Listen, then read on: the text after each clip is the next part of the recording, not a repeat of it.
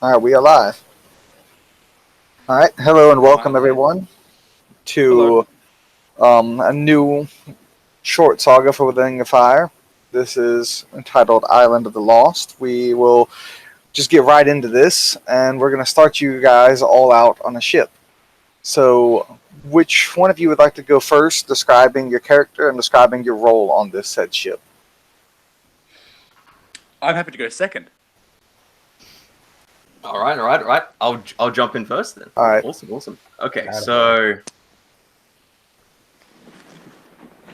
towards the back of the ship, perhaps even uh in the below the decks, where there is the mess hall, the kitchen, the storeroom, somewhere in that region, there in the back of the ship, hidden away from the blistering sun, is a Yep. young woman of strange fey characteristics. She has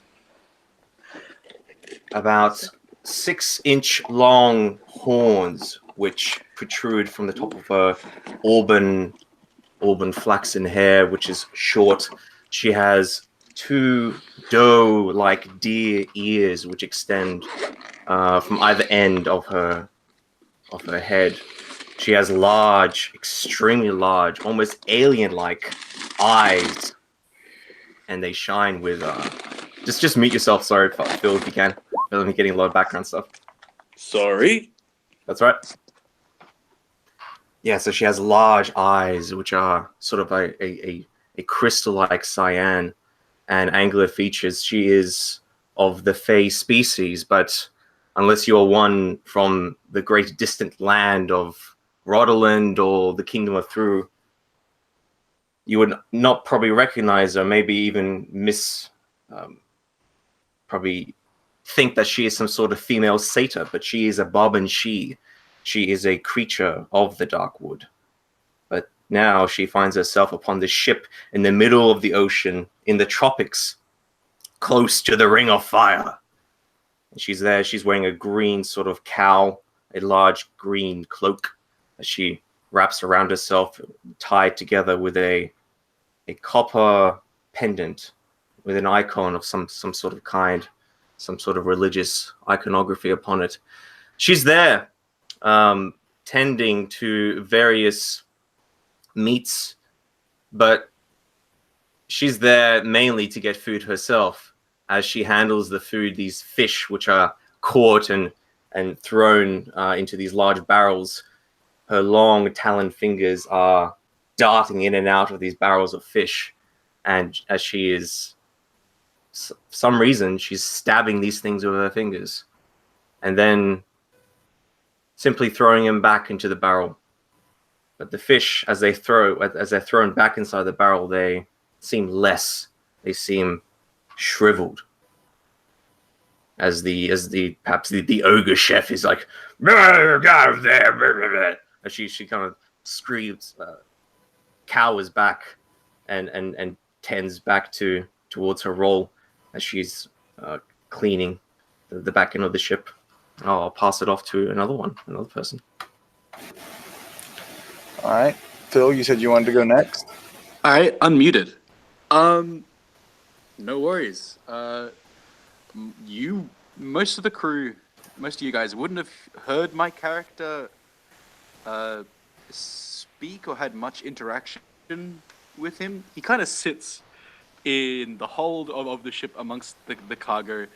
At first glance, it kind of looks like a pile of rubbish with just like rags and straw and surrounded by just like a whole bunch of plants in like various earthenware bowls.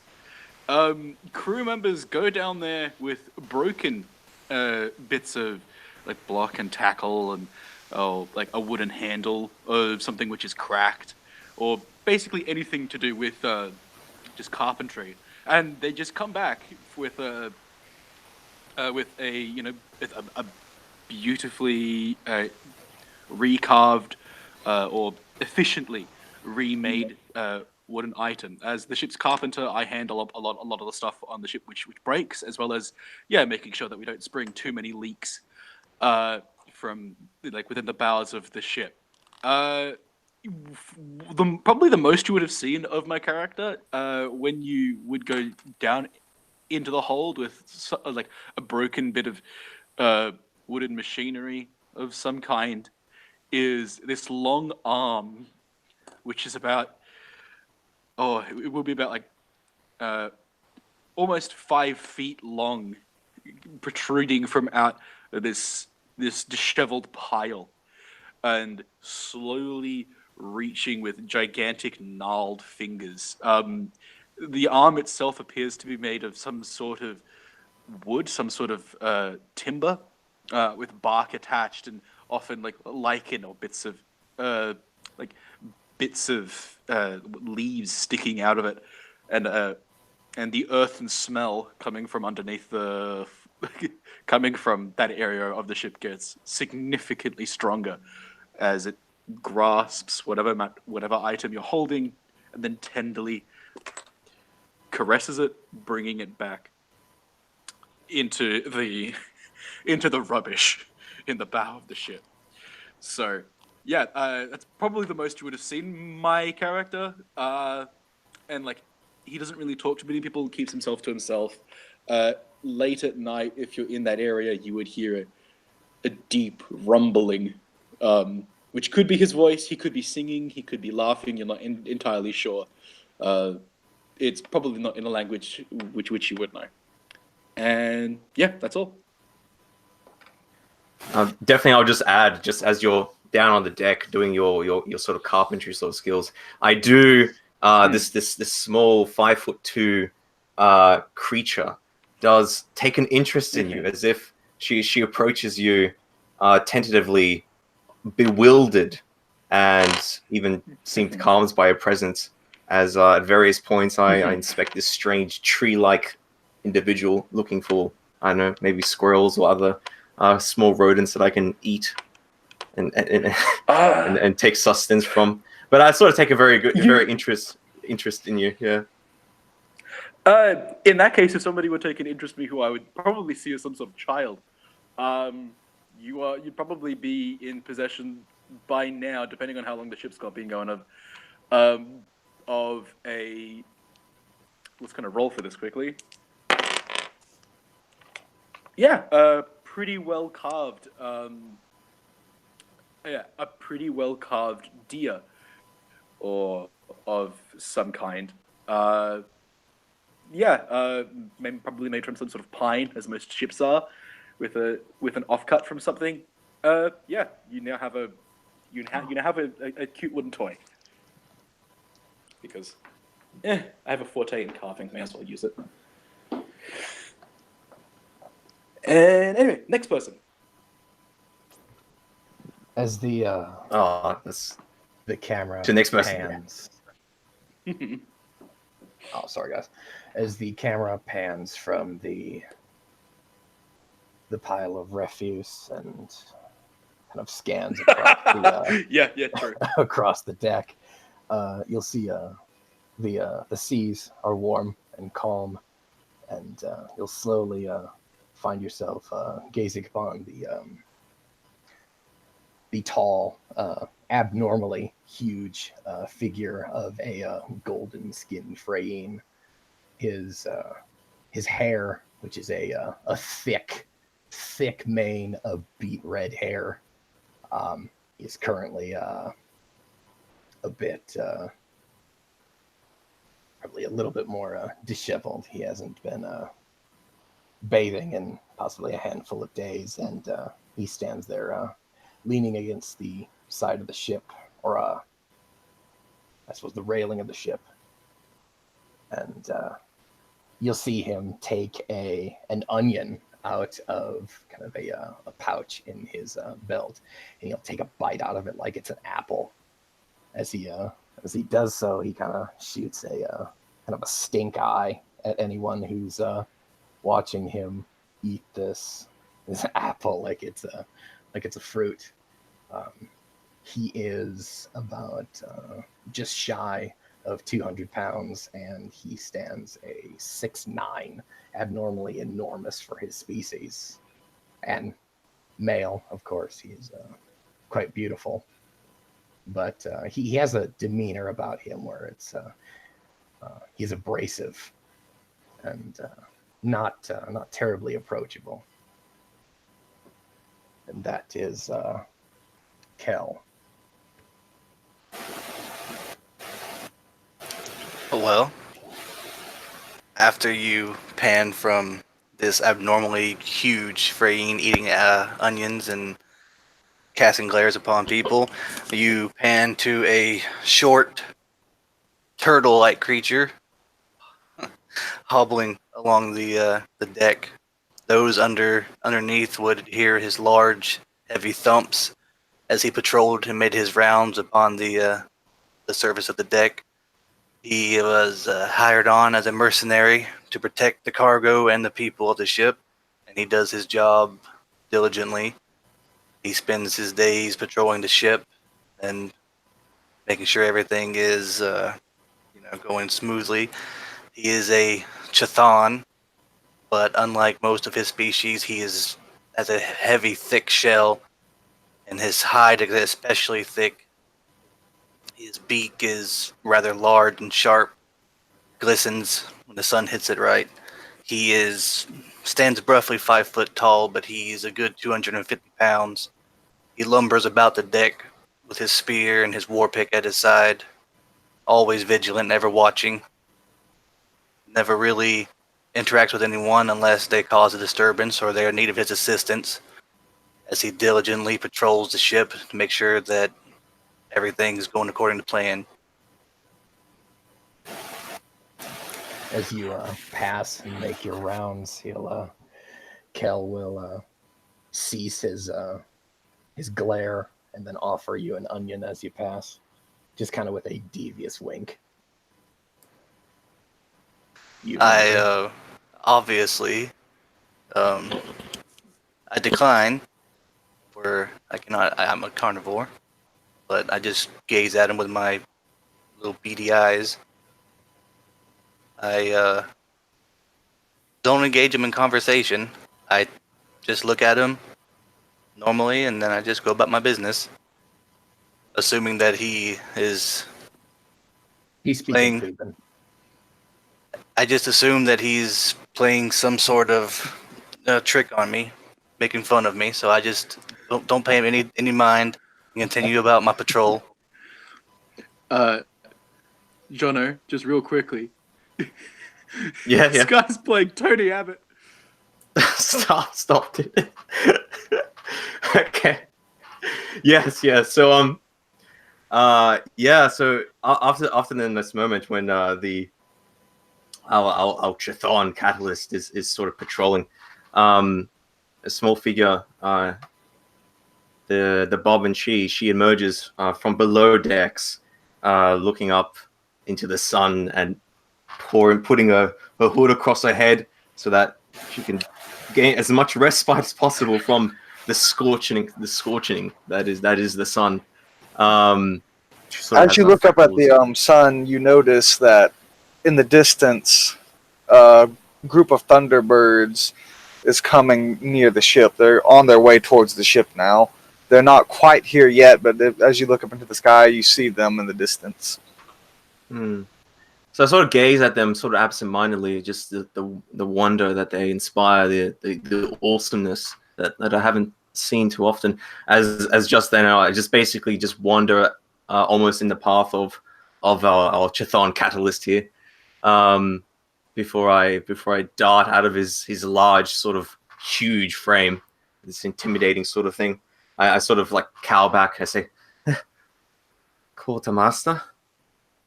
Yeah, I just sort of like nod and just sort of like bow 3 times, like not knowing what to say. I say in Dazazese to you, "Quartermaster, yes."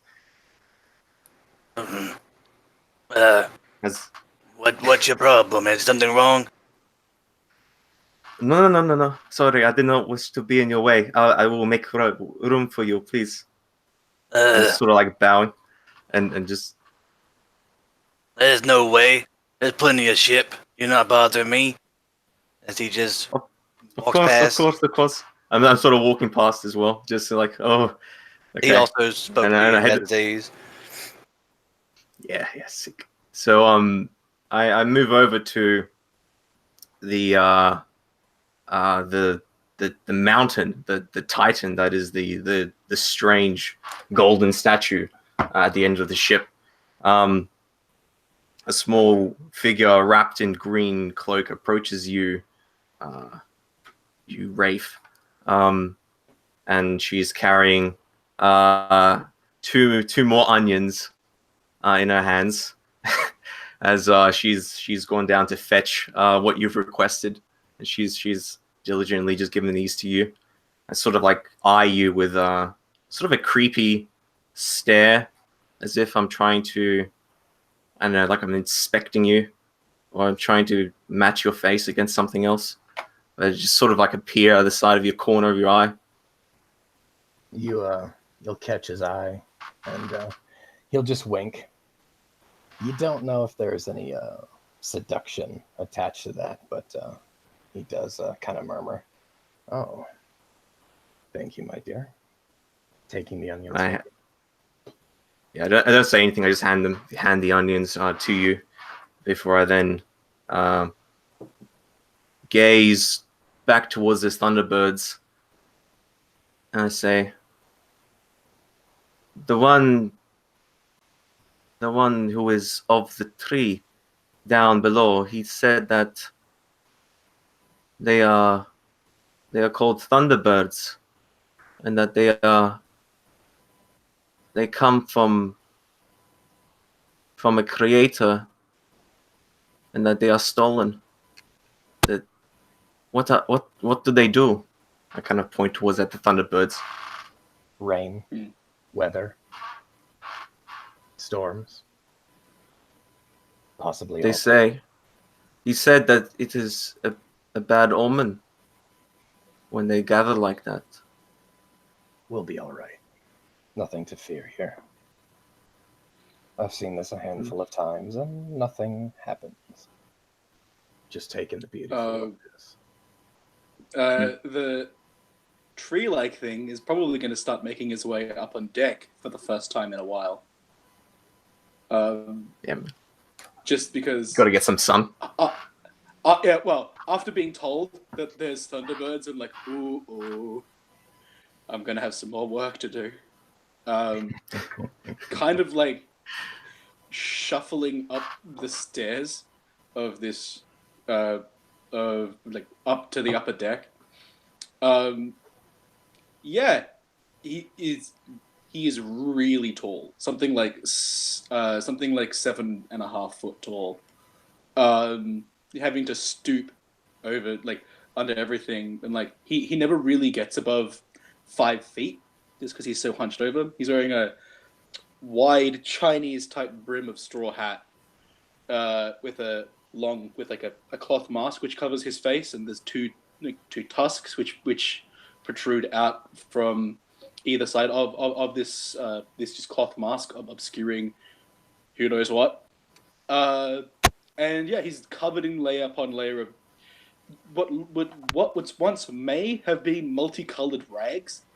It just ends up all being a drab shade of dirt brown, as he kind of shuffles up. You see him place his hand against the mast, and like just kind of just go like, oh, and then like shake his head slowly. And yeah, he does smell a lot like, like a farm. He smells like a farm. Yeah, so right. there's manure there and stuff as well. And he just kind of sees the little person that he likes, and then walks over, kind of hobbling, like leaning on this like really thick carved staff, and just like takes his time, it looks like, and eventually gets there, and without saying a word, just stands behind them, behind the Titan and the child. You'll be standing next to me then. I wouldn't have taken my eyes off a walking tree. But as soon as Kel looks at you, there's somewhat of a flash of not necessarily disgust, but uneasiness, being as well or moderately well traveled as he is, that aversion to wood or anything resembling a tree, you'll never get rid of it, especially working on wooden ships. But he'll mask it very well and just smirk. He goes, "You're not hiding anymore, I see. Have you come to take root?" And I don't know, there's a lot of dirt around. He's legitimately poking fun on you. Yes, I was going to ask that myself. Are you going to grow trees and acorns, and will you become land? I do so enjoy pears, so I hope he is a fruit-bearing tree. I'll shoot a wink at the above and sheet. Storm comes.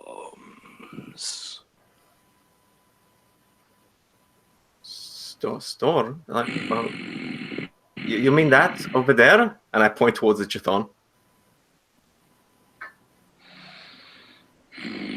And like he shakes his head slowly,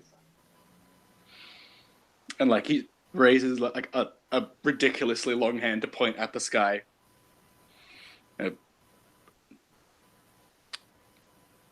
God's angry.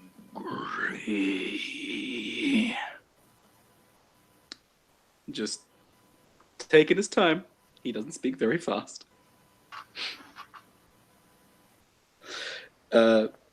And like basically just turns to leave, remembers something, turns back around. This takes about like 30 seconds because he is slow.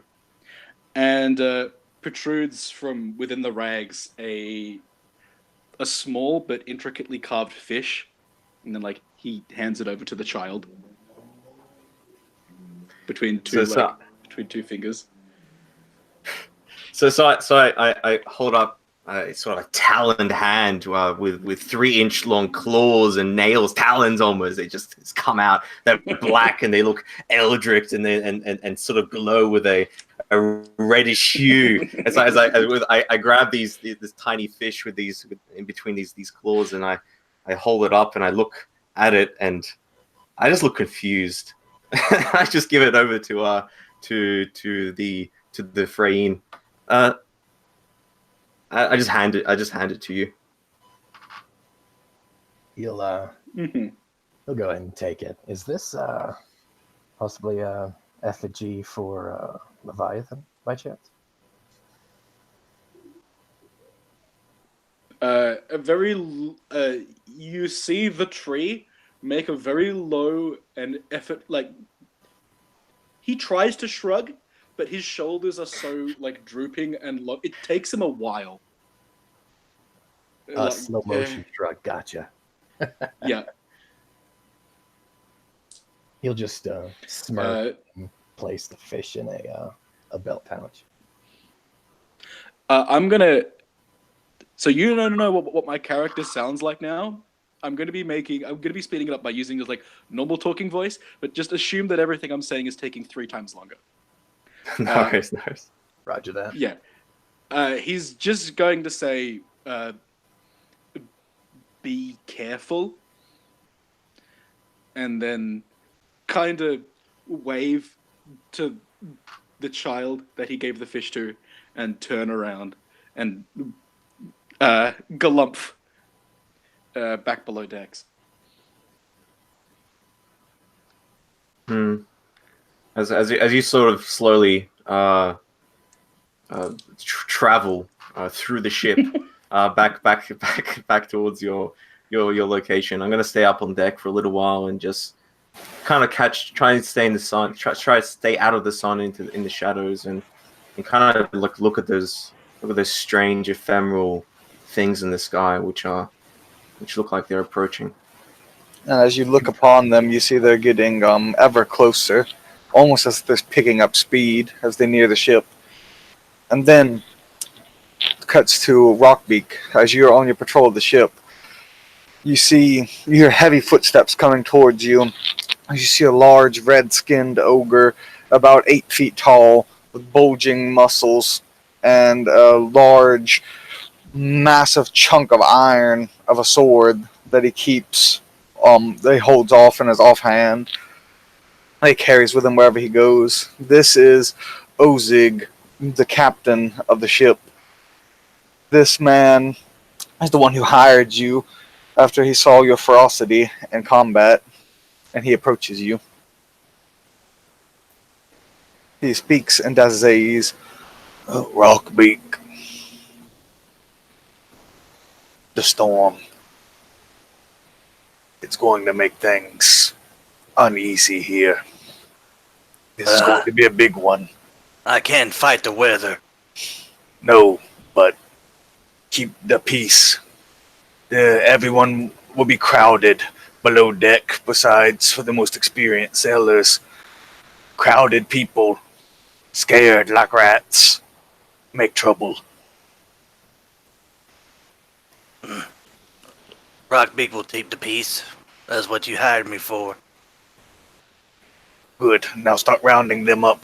Get them below deck now. As you say. As Rockbeak hobbles off, he goes over to everyone above deck and tells them that it's time to go below deck. Eventually makes his way over to the lumbering Freyne. Alright, Freyne, it's time to go below deck. Storm's coming. There will be a somewhat of a disapproving sigh that escapes Kel's lips. Oh, all right then. He looks down at his small companion. Shall we? I look nervously at the Thunderbirds approaching quickly. Yes. Let's go. And I very quickly just get out of there. Extremely quickly. No need to rush. Orderly fashion. As Rockbeak goes off I and rush. gets all the other people above deck and gets them below. Kel will calmly walk down. Probably find his hammock below ship. What kind of ship are we on? Is it like an ore ship or closer to like a caravel? It is closer to a caravel. Oh, okay. Then yeah, he'd be sleeping in a hammock. Sorry, go for it. So after everyone's shepherded below deck by Rockbeak, as the last person goes below deck, you begin hearing heavy rainfall begin to start above the deck, and the ship starts rocking back slowly at first, and it gets ever more and more violent as the waves pick up. You can only imagine what the sailors above deck are having to experience right now, as the ship is more violent than any of you have ever seen before. Even those of you who are experienced with ships have never seen a storm quite like this.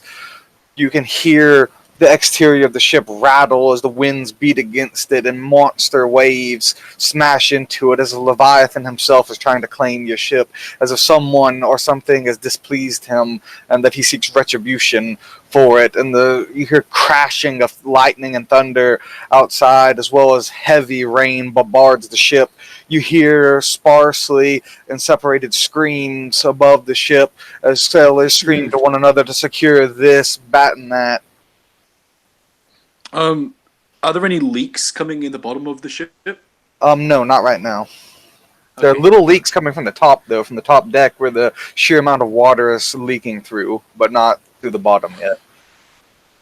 I'm just going to position my potted plants underneath where the water is dripping. All right.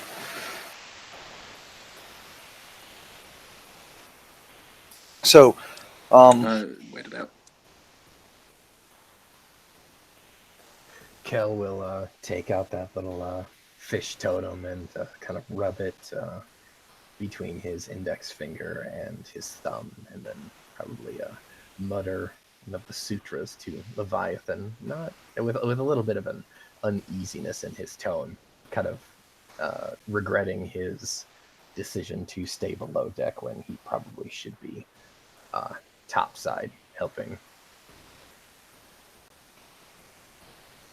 And as you guys all gather down here, Rockbeak is having to go around. You have your hands full. People are starting to get a little bit scared. Some people try to go above deck to check out what's going on. You have to stop them from going up there and getting themselves killed or interrupting one of the sailors and getting them killed.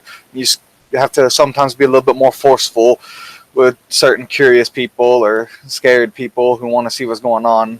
Everybody just calm down. Unless you got experience, you're not going above deck. And if you're gonna vomit, make sure you vomit in one corner. We don't need it all over the floor.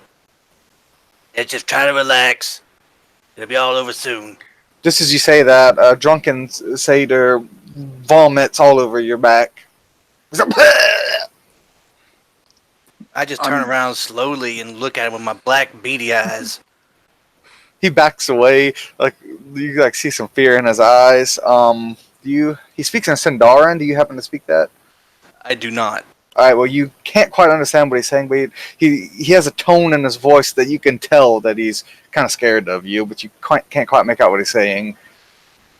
I'd speak to him as you probably can't understand me, but you better be glad that I'm here to protect you, because if not, I'd be having goat legs for dinner. I kind of just push past him and and go about my business. Would anyone like to do or say anything specific, or should I move the scene forward? Yeah, as soon as someone accosts, and as far as I could see, attacks the Chthon, I'm sort of keenly watching and waiting if maybe there's going to be a fight and maybe there's going to be some free food available. So I'm just watching just from just with great interest, especially this succulent satyr. God, this is a good meal, man. So I get a little bit disappointed as then the satyr is just simply chastised and just pushed off. But I don't know, he is looking weak, so I'll keep an eye on that particular person. Just in the darkness of the hold below. Nice. I'm gonna scrape off some of the vomit on the turtle's back onto a plant. I don't know if he'll let me. It depends. I just pull off one of my rags. Well, Rockbeak, as you're walking, you feel something rub against the back of your shell. I told you once, Satyr. Oh. As I turn around, and I see this tree thing with a handful of vomit, and I'm like, oh, all right, well, go about your business then. So I turn around and just allow him to scrape off all the vomit he wants. What did you say? Go back to business then. In sorry. Dazaziz. I'm just gonna respond in the same language. Thank you. This takes about a minute to say. He waits patiently. You're doing him a favor, getting all the vomit off his shell. So no worries.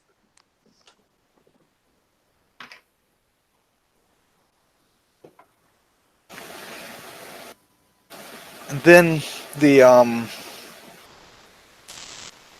I would like for each of you to please make me a perception roll with the hearing forte if you have it.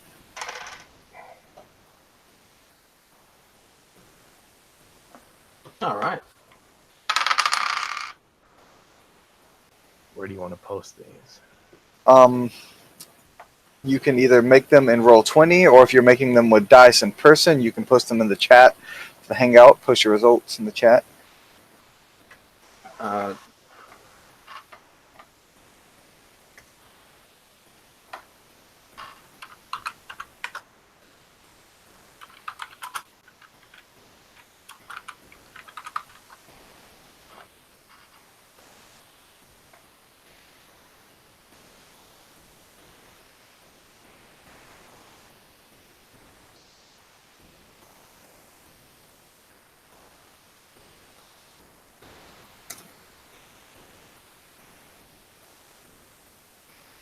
All right.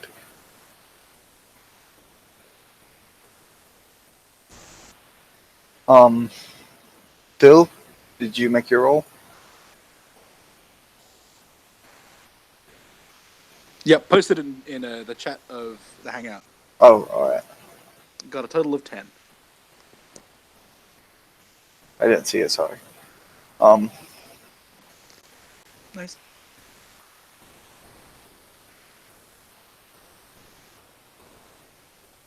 All right. So, Jono, you and Phil, both of your characters hear this, but the others can't hear it over the sound of the storms and the waves crashing. But Phil, you particularly, I'll do you first, and Jono, you hear more than this. So you hear something upstairs that sounds like a scream, but this sounds more like a scream of pain than of someone screaming something to another sailor, but you're not quite sure. You can't make out exactly what they're saying. But you do hear a scream that you would assume is pain. Someone could have been smashed against the mast or any number of things upstairs. There's any number of explanations for this. But, Dono, you hear something a little bit more in depth. You hear the sounds of unmistakable sounds of combat above deck as you hear weapons clash and screams of pain and thuds upon the upper deck. I used my special racial ability Mm-hmm. on the mast earlier, so I could get a better understanding of the Thunderbirds. Do I have any extra additional knowledge of what's happening upstairs? From that, yes, you can actually. Thank you for Okay. reminding me of that. Let me just flip on and read the description. No worries, Sure, brother. sure. So I'll just quickly react. Give you a chance to do that. So as I'm sort of eyeing the satyr hungrily, I suddenly my left ear sort of twitches to the left, and then boom, my head jerks, and I look up towards the direction of the sound. As then suddenly, as the rocking and rolling of the waves and the thunder and the storm is hitting, I hear the distinct sounds of a raid of perhaps even Ulfers of the Dark Wood out here, all the way out here. I thought I was safe, so I scream out in Ajiran, wolf raid attack before. So I start screaming out something. Firvara, Firvara. Then realizing that no one's understanding me, I say in Dazaziz, attack, Ulfers, in upstairs there. I look terrified, shaking, as I start trying to get the attention of the big Chthon and even the giants. Everyone's here is a giant, so I just get the attention of all the giants here. And I start like jumping up and down. My hoofed feet are tapping against the deck. As sorry, I should have said this earlier. Inia, my name Inia, is panicking. She's pointing up on deck. With kind of that frantic yelling, Kel will shoot a glance to her, and then he was about to light up I suppose an opium or a tobacco pipe, but he shoots a wicked grin at the stairway that goes to the upper deck. He'll quick deposit his pipe back in his pouch, and then slowly putting on his padded jerkin, making sure all of his weapons and armor are in place, always keeping an eye on that stairway. If any of the people in the room, looking at the child incredulously, my character's just gonna rumble truth. All right. Also, Phil, you can see because you've imprinted upon that mast. Mm-hmm. So I will describe to you what's going on up there. You see, up above, the one of the sailors is leaned against the mast, bleeding. You see that there are a multitude of these strange, almost like a cross between a frayine and a bird type thing. They have shark-like humanoid faces, and you see they have feathers where a normal person would have hair. They all seem to have an appearance to be male, but you can't be quite sure as you've never seen a creature quite like this before. And they all have 3 long feathers extending from where their hair would be. They all are about roughly around 6 feet tall. They look rather well built. They also wield clubs that have what appears to be teeth embedded into the clubs as they battle with the sailors up above. Most of the sailors aren't combatants. The men that were left above weren't the guards of the ship. They were the men most experienced in manning a ship in a storm, and they're putting up barely a fight at all. All right. Can I roll streetwise to see if I know what these things are, Um, or streetwise, or whatever you want? Waterman, maybe? yeah, Waterman. Waterman would probably be better. Yeah, that would be closer. Okay. This is going to be a +1 to this roll, which is a 2 and a 7, bringing me to 9. So I get 10. All right, you can fairly recognize. You're pretty sure these are sirens. You don't know like a whole lot about their culture, but you do know that they are considered very dangerous creatures of the sea. They stole the Thunderbirds from us. I'm just going to say as loud as I can. I have no ranks in sing, so I like I'll roll for you if you want. But I'm just gonna say as loud as I can. Storm sharks. All right, you can say it loud enough so most people in this crowded area can hear you. Fine with no roll. What language are you speaking? I am going to probably be using Dazazian, which is the language which I've heard most of. Depending on the amount of ogres as well, or Dracoid species, also probably in those languages. I'll do it anyway. I'll also say it in my native tongue. Just like it takes a while, but so I use Dazazian first. Also, have any of you been keeping track of the days at all? Kel absolutely would have been. All right.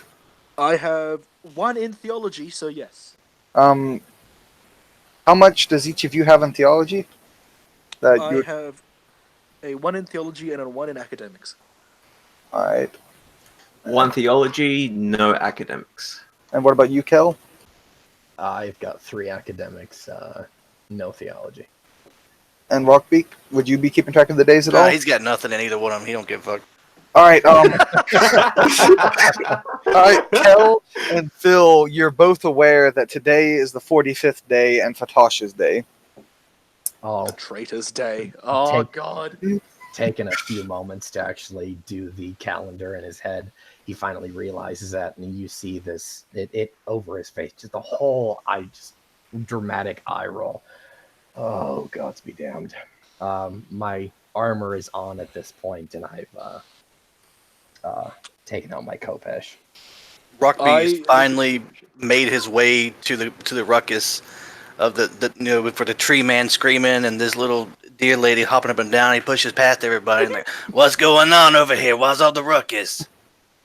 Ulfa's up on the deck. They're attacking. We have to get out of here.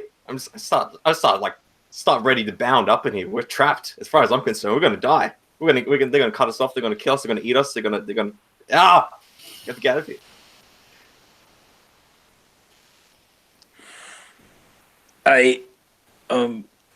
Fuck.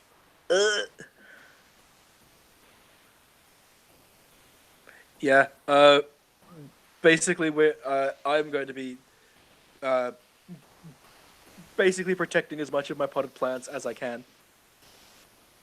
Well, upon hearing the small deer lady scream all this, Rockbeak turns his attention to the sounds upstairs, and he's like, okay, I can go check it out. So he starts hobbling towards the stairs leading up to above deck. And then as you get... Yeah, go ahead. No, I'm just gonna say don't go alone, but it takes me too long to say it, so off you go. All right. Before you say that, I'm going to be right behind Rockbeak, right behind him. Just about as soon as the door is clear, I want to climb up on the mast and hide. All right. So Rockbeak, you get up there, and as you get closer and closer to the door, the sounds of battle become more and more apparent to you. Oh, it's all my name days came at once. Hey, pretty boy, come up here and help me kill some people. He says to the tall Freen as he readies his spear and begins to open Keller's gonna the meet trap you door. both, Patch. You walk out onto the deck as you see a few sirens dragging some still living sailors as well as the captain away in nets, with a good 10 more on the deck, finishing off some miscellaneous sailors as a small group detaches of about 4 and comes towards you.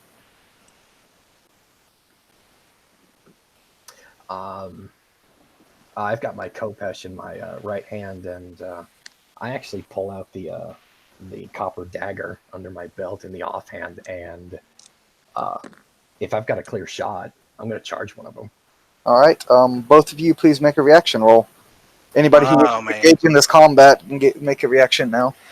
Yeah, I'm gonna absolutely. probably come in on the next round just because I'm really fucking slow. All right. Oh yeah.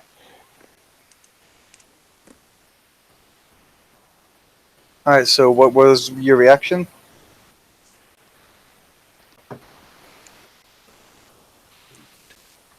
Six reaction. All right. So they're going to go first. They rolled a 16. They got an explosion. Oh, wait, never mind. You got 20. Oh, So yeah. you're going first. Yeah, I'm going to. I'm assuming Rockbeak was in front of me, but I'm basically going to hop over him and kind of like just vaulting a fence, if you will. I'm going to try and bury my Kopesh in the chest of one of the leading sirens here. All right, make an attack roll. Right. See if I'm actually doing all this right.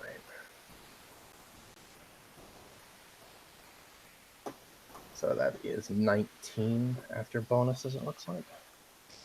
All right, this particular siren is an extra, so you dispatch of them. You can go ahead and describe your execution. Like I said, hopping the turtle-like fence that was in front of me, I take about Turtle-like 3 fence. bounds as my long legs will actually carry me, and one full stroke, I basically stab through and then impale this poor siren all the way to my thumb knuckle in this on this very worn copper Kopesh, and then I suppose with the end of the strike, I kind of push him off the end of the blade, and then kind of like palm strike him into the floor, just knocking him there on the deck. All right, and as you dive your blade deep into him and knock him onto the floor, you hear like a blood-curdling scream come from this creature. His blood flies everywhere, and it hits into the ground, water splashing up from the puddles that have begun to form from the intense rain. It's very dark up here, almost completely blocking out the sun, but there are still slivers of light that tend to make it through, so it's not as dark as nighttime. But it's dark enough so that you wouldn't receive penalties if you have any negatives in the light, though. And Oh, perfect. so then you take him to the ground and kill him and dispatch of him quickly, as then another one brings his club around to you as he sees you take his friend down. What would be your make a defense roll? Oh yeah. It'll be 14 on defense there. All right, he brings his club around to you, but you quickly notice him in time to block it with your Kopesh and your offhand. And then the other one rushes Rockbeak. Rockbeak, make a defense roll for me. All right, he rushes you with the same club and tries to bring it down upon you. You push him back with your spear, block his attack, and push it back off of you. And then the last one will attack Kel again and make a defense roll again. But this time he's going to have a +1 to hit because one guy's already attacked you. All right, perfect. That would be 13.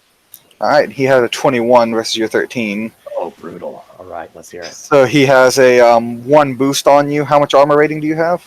Give me a second here. Armor rating.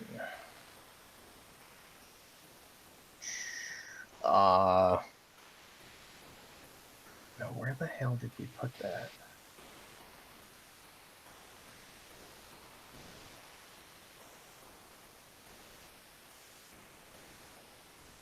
I think. Oh, I'm just wearing a quilted jerkin, and So with, I think, so. yes, a 2 armor rating. Because, yeah, you have a 2 armor rating because you don't have basic armor training. I remember that now. You have an armor rating of 2. Okay, yep, there we go. All right, he's going to do 4 damage to you. Is that enough to put you into the quick or not? Just for the description, the purposes? No. All right, yeah, you're not into the quick. All right, because he has to take you to 7 or less health to be in the quick. So this isn't a brutal wound. He brings his club around, and you see the sharp serrated teeth. You get a close look at them, and they appear to be shark teeth embedded into the club. And he rips across your arm, leaving a gash in it, but not cutting so deep as to immobilize your use of your arm. But it does leave a nasty gash, and it hurts as the serrated shark teeth rip into your flesh and tear shreds of flesh away as they fall onto the ground, and the blood mixes with the puddles and the blood of the siren you've already killed as the deck starts getting awash in blood as well as water. And now it is Rockbeak's turn in the action order. All right, Rockbeak is going to stab the closest one in the gut with his spear, or attempt to. That would be the one that just attacked you, so you may make the attack roll. Alright, you finish him off. Go ahead and describe it. Rockbeak thrusts his spear deep into his belly, twists it around, and pulls out his innards like one would if they were eating spaghetti wrapped around a fork. And as he pulls out his spear and his innards just pull out, he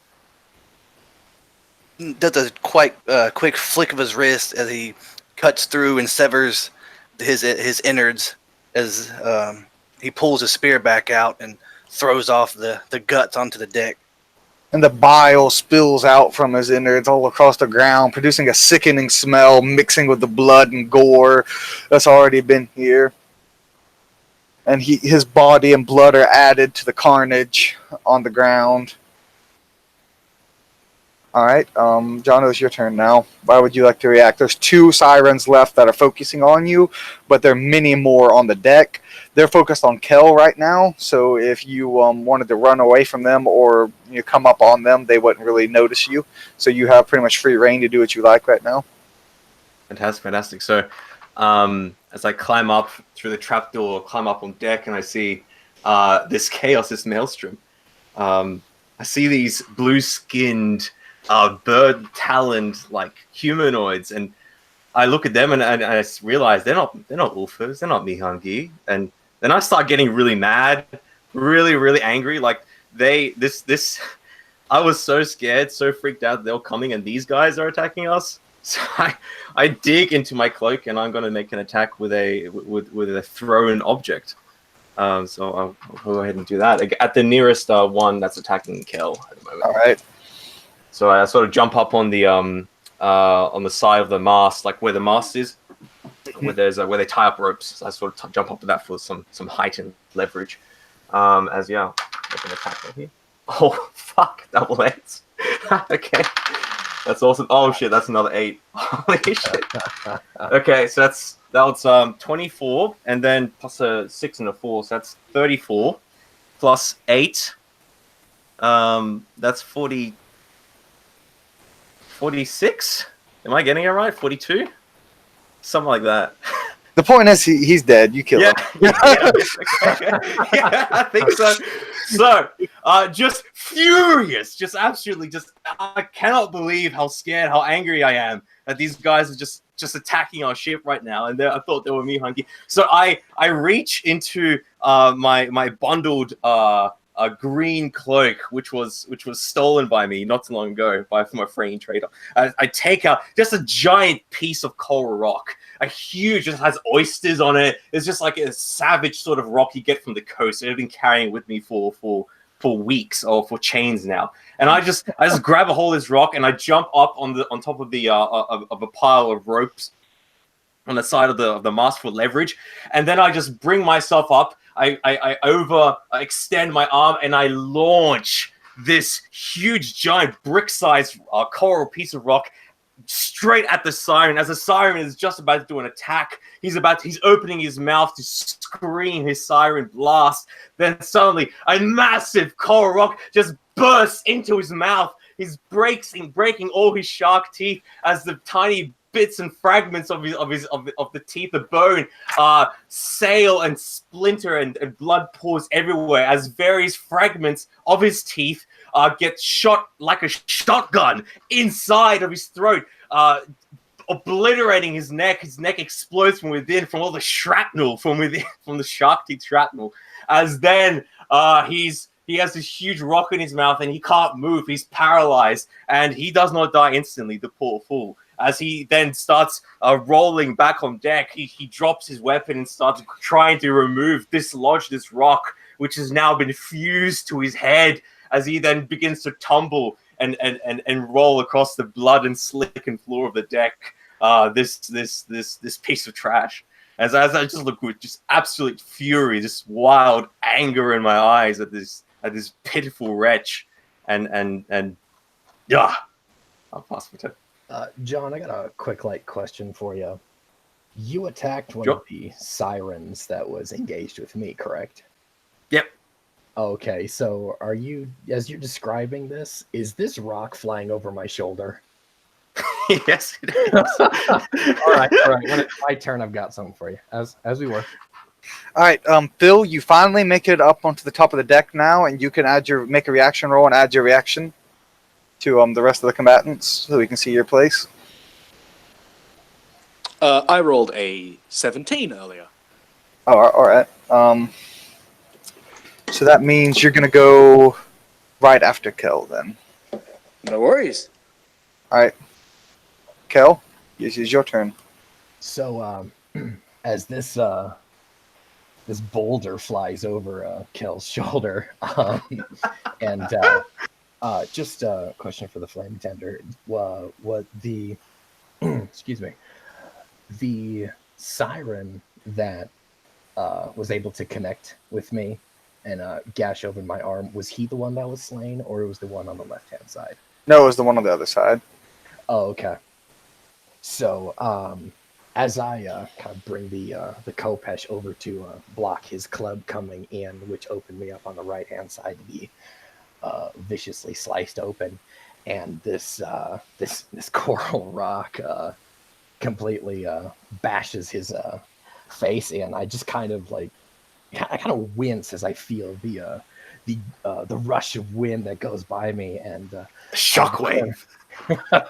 I feel it. There's a few bits of shell that kind of hit his chest, but he ignores it, and he will take a step away from the combatant on his right hand side that attacked him, and as he's taking a step in that direction, he's going to try and slit open his belly, moving at the same time here.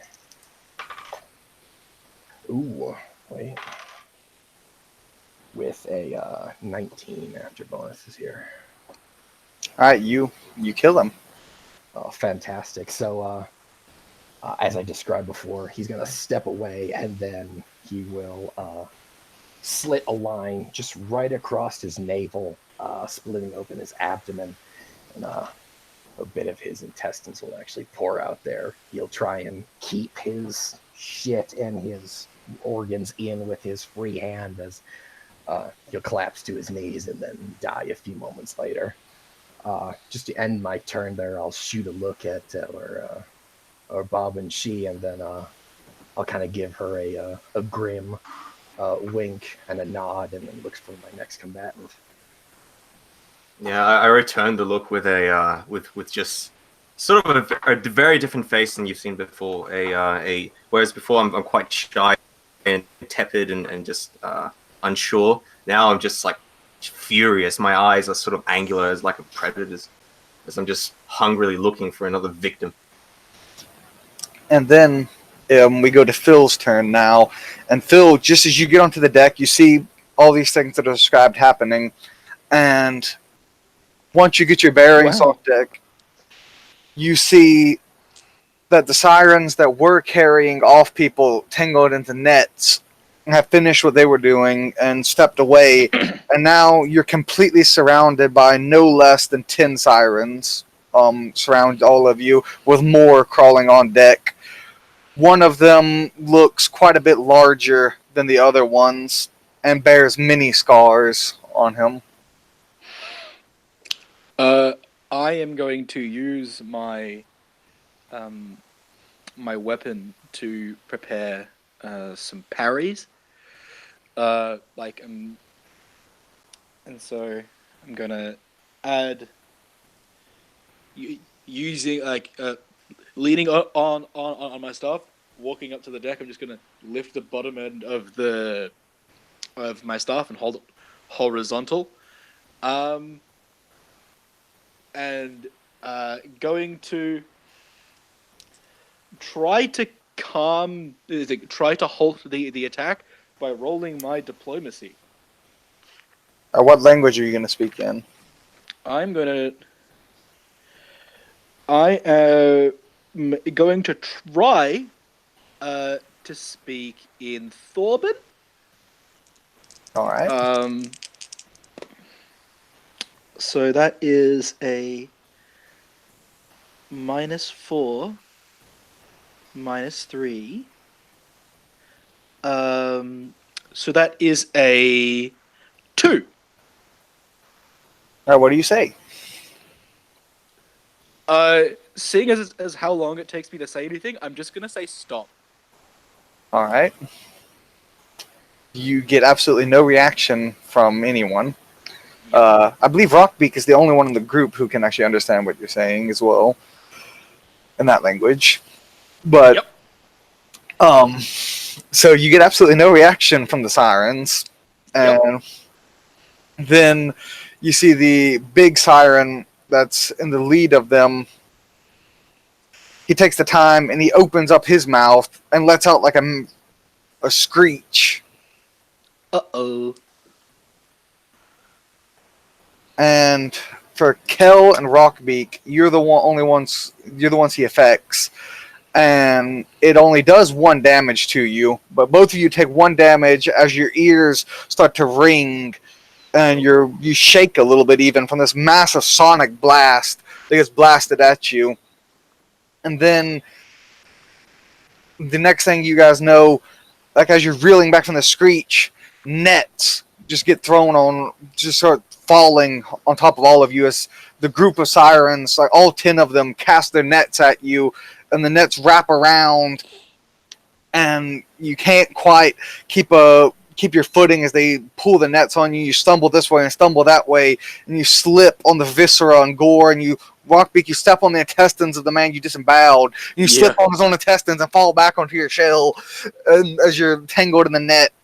Oh, God damn it! And then they pull you to an O'Neill, right? That was your character's name? Yep, Inni. Yep. Yeah.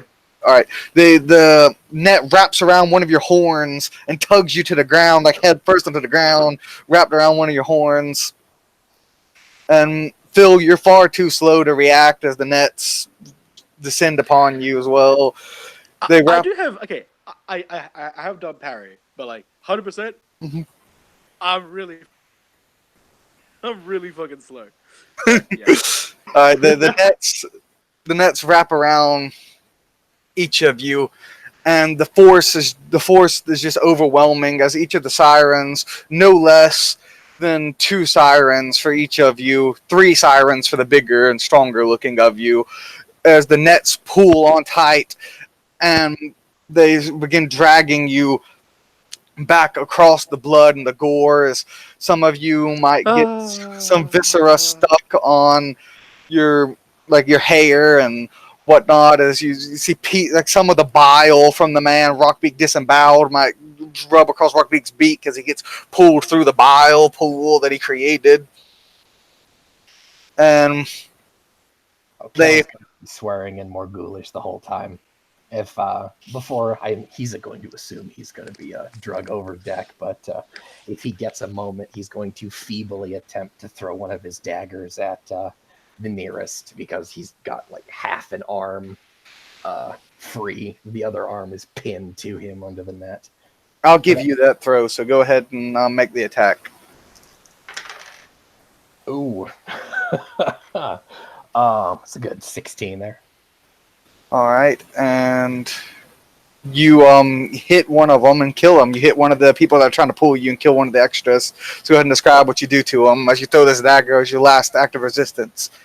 So, again, any colorful profanity in more ghoulish, if anyone can understand me. It just sounds awful. But he's going to be floundering around. He snakes an arm out through one of the gaps, and he'll lean over onto his right-hand side, and with his left arm, he just pumps and then buries that dagger in the back of the head of one of these sirens. He goes, "Take that, you fucking bastard!" And he's feebly fighting tooth and claw, trying to cut the net, trying to get out. But he's done. He's sapped his strength. He's bleeding. Has my character's mask been removed? Yes, as he's being dragged across the deck, it probably comes loose. All right. So anybody who could see it would see, instead of having eyes, there are 2 gaping holes in his skull. And he's weeping in Thraxa. My plants, my children, my plants, my children. As you're weeping that sorrowful requiem for your plants, I'm screeching and I'm trying to claw out with these talon fingers, but yet the shark skin nets, no doubt stolen from various sailors, and just wrapped and just restitched together. Sirens know their nets, and so I'm just trying to cut through those, trying to break free, trying to escape artists out of it, but it's just not doing it. So I just try and claw somebody's ankle, the bird talon ankle, and just trying to just swipe out as a last sort of ditch effort. But alas, as you swipe out and you nick the ankle of the big one, and he looks down at you in disgust as he rears his foot up as you nick him and comes down and snaps onto one of your claws. Doesn't quite break it off, but it cracks your finger as he snaps stomps down onto your finger that you tried to claw him with, and cracks your finger. I squeal and just kind of like then adopt the fetal position, like to try not to break anything else. But yeah, that's. And then they hoist you guys up one by one. It takes a few sirens to lift, people as big as Rockbeak, for example, with 250 pounds. And Kel, how much did your character weigh? He's 197. Yeah, for the bigger of you, that takes at least 2 sirens. For Rockbeak, it takes a good 3 sirens to lift up, but they lift you up in your nets and they toss you overboard. And you fall down and crash onto a boat below, a small rowboat. Rockbeak actually breaks one of the seats on the boat as he hits into it. Yeah, and fuck you all, you bastards. The rest of you just takes a few bumps and bruises as you hit into it, and with a heavy thud. And the sirens descend after killing or capturing anyone left on the ship. And they take you away on these small boats back to a larger boat off in the distance. where they drag you up again, and we go into like a montage. They drag you up and drag you down into a holding cell. This boat obviously used to be a slaver ship before it was commandeered by the Sirens, as they chain all of you up and strip you all of any meaningful possessions. And anything that even vaguely looks like it has value, they take. Do they take my hat, my rags, the pouch that's on the rags, like that's on a bead, like it's on a bead thing around my neck, like my staff? How much are they taking, roughly? They take anything that looks like value and anything that looks like a weapon. They'll leave your rags, but they'll take your beads and they'll take your staff. They're taking my most valuable possession. No, not my little pouch. Fuck. Oh, Kel is seething, and he's going to try and bite somebody if they try and touch him or take his Kopesh. All right. He bites. Also, he's biting anyone. He is snapping at them. He's gone feral. He's feral. Gonna have a little bit more Wait. oomph there. You got to do what the giants do, so I do as well. All right, anybody who is biting, you bite down into them occasionally, and they give you a firm backhand, and maybe even bring like the bludgeoning end of their clubs down upon you, and beat you into submission, maybe even to unconsciousness, how much you fight. And Rockbeak, as they go to strip Rockbeak of his belongings, he actually bites one of their fingers off. Oh. And I eat it. And then, attaboy. Taking what's in my little pouch on my bead that's the worst thing that would have ever happened to my character. So, do you mind if I try to roll a sleight of hand to take what's in the pouch out go ahead. they take the beads? Yeah, because go they've ahead. got 1 second. What's my sleight of hand? Oh, I have 0, but I have plus attack. So, that's a 5 to rip open the pouch and grab what's inside. All right, you rip open the pouch, but everything spills to the floor. No. Starts rolling around everywhere, and I'm scrabbling blindly, trying to find this thing, the thing which I dropped. And then you just feel clubs come down upon you as they start beating you. Feel insolence of trying to take back your pouch from them and trying to ripping it open, and they start just bringing the clubs down on you, beating you into the dirt or into the floor, I should say. Alright. My character is probably going to lose consciousness at this point because, coincidentally, is when I'm going to have to leave.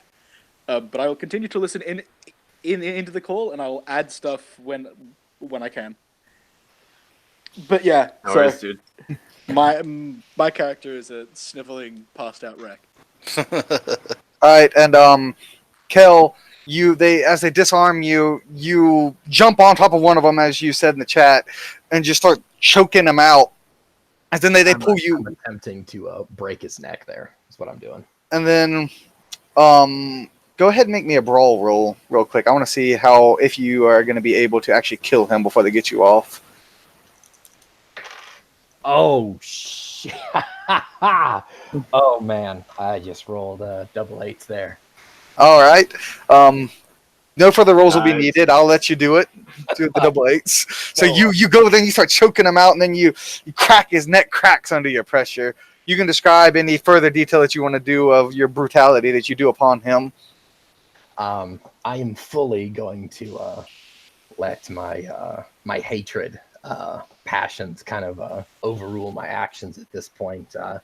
He's completely lost any sense of calm at this point, and he was already a beggar and a brigand to begin with, and didn't have much in the way of personal belongings, and to be put upon by these godforsaken fish bastards. He will absolutely wait for the time to leap upon one of them and just effortlessly and very efficiently bust the neck of one of them, and he'll take a strike to the back of the head as he breaks one, and he'll try and turn around, grab another guy, and then as he's bringing his open mouth in to bite out somebody's throat, it just bam, bam, bam, bam, bam, bam, and he just clubs coming from any direction, and it's blackness. He knows nothing. He doesn't know if he's dead or not, but yeah, he's gone. And then to I see Rockbeak. Oh, well, yeah, you can go ahead. So yeah, as I see the mighty Kel, the mountain, the giant fall, as they're like stripping me of all my possessions and anything of value, they take away the heirloom, the family heirloom of our raid, this copper pendant which I have clasped between my robe, and I they take the will green robe as well. actually let you keep that heirloom. You since you bought it as an advantage, I'll say that you were able to hide it away as not to deprive you Sure. of that advantage point. No worries, no worries. So I swallow it, uh, trying to hide it. It's sort of basically like a coin-sized medallion that I swallow. I swallow it, yeah, and then as they're sort of searching me for anything I have, which is basically nothing, they kind of question themselves as they're lifting me and dragging me around why I'm so heavy, as they take out 6 more of these giant brick-sized coral pieces of rock that I've been carrying with me, just strapped to me, as they've been just frustratingly looking at the spoils of their looting me, and they see that there's nothing of value here except for just pieces of rock that I've been collecting, and they scowl, no doubt, as I whimper slightly, nursing the cracked middle talon. But I don't fight anymore. I'm done as soon as that's done. And then they just, without any further resistance, they don't beat you any further, and they just chain you up in some heavy iron chains. Oh no! Ah! Oh, come on. Oh. They're like rusted, sort of coral, Yeah. rusted, like iron. Oh no, man. All right. And then Rockbeak will go back to you as you just bit off one of their fingers and ate it. And seeing this brutality you display upon them, they converge upon you, and it takes a couple of them, like 4 of them, hold you down as they pull out a dagger and chop your finger off. That all you got? I got more fingers where that came from, you fucking cowards. And then like a couple of them get to the side of you and hold your beak shut, and they grab leather and tie it down and seal your mouth shut with leather straps. And they chain you with iron as well. After they got you chained up, there's usually like a punching bag and just beat you until you're unconscious. Which takes a while, as your thick leathery hide does deflect many of their blows. They're kind of surprised and impressed almost by how long it takes to beat you senseless. But they do it though. And Goddamn Chthon from the Bronx, holy shit. Oh man, I love this character. It's fantastic. And as he's just dangling there unconscious, maybe his tongue is like poking a little bit through his tied up beak, some drool is slobbering onto the floor as his little Chthon body is just dangling, creaking under his weight are the chains, and he's just lump just sitting there, his little head dangling down. alright, and then each of you who resisted, set each of your characters to 1 HG as you've been beaten into unconsciousness and you've just been woken up now. And the rest of you, anybody who didn't resist, will just be at the HG you were left at when the scene ended. So, each of you are now awake, and you're dragged out onto boats again in heavy chains. Rockbeak's mouth is firmly secured, and you're like in almost like a chain gang type thing. And when you go out, the storm's passed now. It's been only about a day, really. It wasn't that long at all. The ones of you who are unconscious have no idea how long it's been, but anyone who is conscious would know it's only been about a day. And you wake up on a beach as you're being unloaded from these boats. It's a beautiful tropical island where you see a large volcano in the distance. I'm assuming most of you have never even seen a volcano before, as they're not common by any means.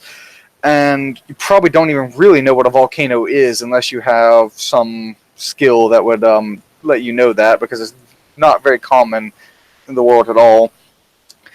And as you get thrown upon this warm sand in like almost a chain gang fashion, the sirens descend upon you all, and they've made sure to bring about 10 people with them to make sure that you are all held down after they've seen how much resistance this little group has put up. And they bring you in, and they start taking you inland, dragging you through the trees and through the jungle and through the underbrush until you come across a small makeshift shantytown where you see there's buildings made out of ruins from ships, like from the debris from shipwrecks and from fallen lumber, all hastily put together, barely standing buildings. You see a variety of species mosey about the area. Every single one of them disperses in a wide berth for the sirens as they come through, showing a clear fear in them. And they drag you all to the center of town. And once they throw you into the center of town, you see a large ogre, the biggest you've ever seen, approaches. He's over 9 feet tall. He's deep red skin. Scars litter his body. He walks up and kneels to the sirens and speaks to them in Moolish. Do any of you speak Moolish? Nope. Nope. No. I speak Moolish, but I'm unconscious. All right. And he speaks to them in Moolish, and they have a short exchange. And then the sirens go to leave, and he unchains you and rips the leather off of Rockbeak's beak. Ah, you goddamn bastards! What do you say that in? That's the ease. All right. He responds to you in Dazazes. You are on the island of the lost now. This place you will work and you will slave for the rest of your days for the sirens. Get up.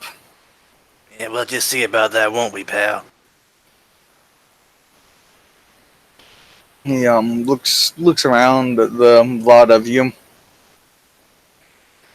I am the sheriff of this island. I have been appointed by the sirens to keep order and keep the loot coming. Each of you will be to pull your weight. If not, you are to each collect food and valuables for the sirens, and if you do not pull your weight, we shall beat you into a bloody pulp and give you one chance more to pull your weight, and should you fail again, you will be cast into the silver mines where you shall work in the heart of the fire mountain until your feeble bodies give out and collapse, and you die from exhaustion alone and scared in the deep caves. Now be gone with you. I do not have time to babysit. You best be getting to work. As he walks off without any further introduction. Well, this didn't go according to plan, did it? Kel is standing to the left of Rockbeak, and his eyes are narrowed to slits as he's just glowering at everything. He's furious, and he's trembling under just under the surface as his calm is gone, and he's letting it be that way.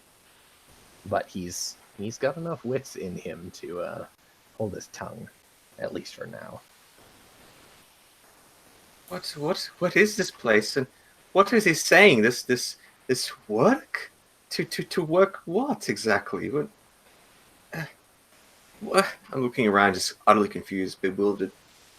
What? Where? Why are we here? Think of a slave camp, but instead of a camp, it's the whole island. A slave island. His dump. What is a slave? That's us, sweetheart. Kel will cock this rather handsome red eyebrow and just slowly look down at her like, fucking what? You don't know what a slave is? I look up with just complete utter confusion. Like, what? No. Like Kel's got an expression like, I ought to slap the shit out of you, but my hands are chained. He doesn't So they say it, unchained but you. he gives They you- unchained you when you were left on the island. Oh, so yeah, he brings his hand up like, That you know I what? step back. Just forget it. Just never mind. You will see. Just wait and see. Okay. I'm just sort of absentmindedly nursing a broken talon in the middle of my right hand, and just looking around. Just so, are we to? Is this our new tribe lands? What was he saying? We have to gather food for the The site. Yes. Do they have servants where you come from? Servants? People who No. do things What? for you. Oh, like a mother. Yes. Oh, God help us. No, he face palms. No, just no. I look completely confused. Just Listen here, we looking do all around. the work, they take all the goods, and they don't kill us. Okay, I see. So what does this work? What do we have to do? He said get food. Like mushrooms and squirrels and deer. I look around at the jungle scape. Island, but possibly. You as you look around, you notice the town is moderately sized. Like it's not like a huge city or anything like that. It's bigger than a village. There are quite a few makeshift huts that are sprung up around, and off in the distance you see some farmland, like right outside the town. Like there's like a small clearing with farms here and farms there, but nothing of significant size. If anybody is very familiar with farmlands or anything, you would know that these farms are extremely small and they probably barely produce anything, barely enough for the farmers themselves. But there's one exception to this. Is you see one rather large farm that looks like it must have cleared some trees out to make way for, and it actually seems like it would produce a moderate amount of food, possibly enough to even supply some to the sirens, but definitely not enough to supply food for the entire village. I want to make a quick academics, so we'll see if I can possibly get a rough number of the population here. All right. That'll be about 17. Judging by the houses, you would assume that there are at least maybe around the high 2000s in this village. Okay, all right. Kel is kind of doing the mental math here. As you're sort of looking around, I do spot the passed out, unconscious form of the strange tree man, which was upon the ship. As he's there, like passed out, maybe still clasped in chains. Maybe they thought it was dead. I do rush. Yeah. The tree man is like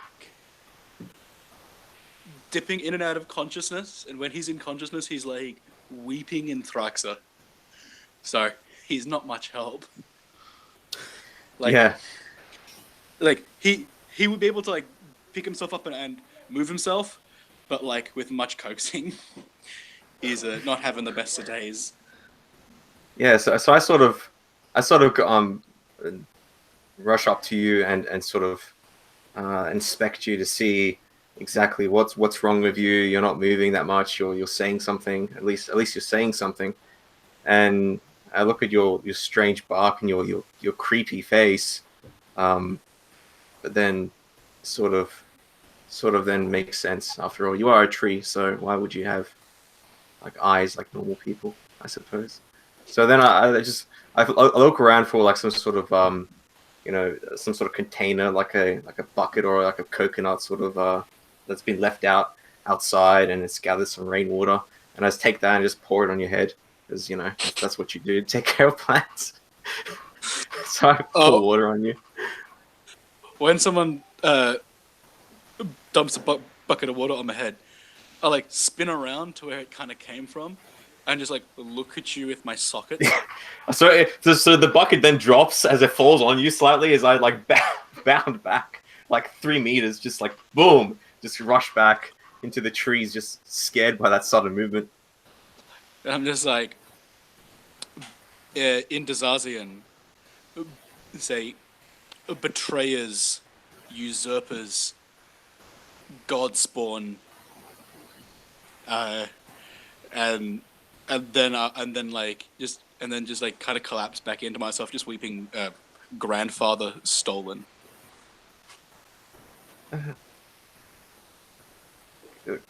Kel, I think the dread has taken him. He's in the nightmare. I say, pointing towards the big tree. Kel will roll his eyes and is your character still, I suppose, in the fetal position, or is he still like partially laying down? Phil? Sorry, was that aimed at me? Oh, yes, it was you. Sorry, go for it. Like he's kind of like pouring at the earth, weeping.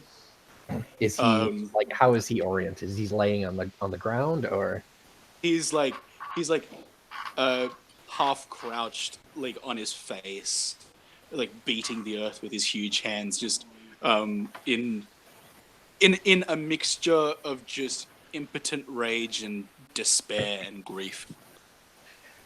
Kel will walk over and kind of take in your wood-like form, and then kind of again, he does not hide his disgust of your treeness. And Yeah, as you touch me and like jostle me about. Oh, he's not going to touch you just yet. No, okay. no. He's just looking at. He's towering over you, and then just looking at you. Just see his golden toes if you're looking at the floor. All right, well, you lovebirds, have your thing. I'm gonna go find us some shelter. One of these sorry sons of bitches is gonna give me their house. I ain't sleeping out here under this hot sun. As Rockbeak just waddles off towards the city and the first big hut he finds. All right. What do the rest of you do? Kel will poke Phil's character with the big toe of his right foot. Say, "All right, you come on now."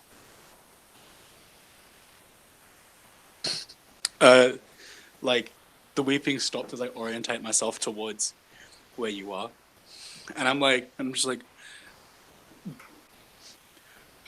just gonna say, please find plant, tree, bush, flower, vine.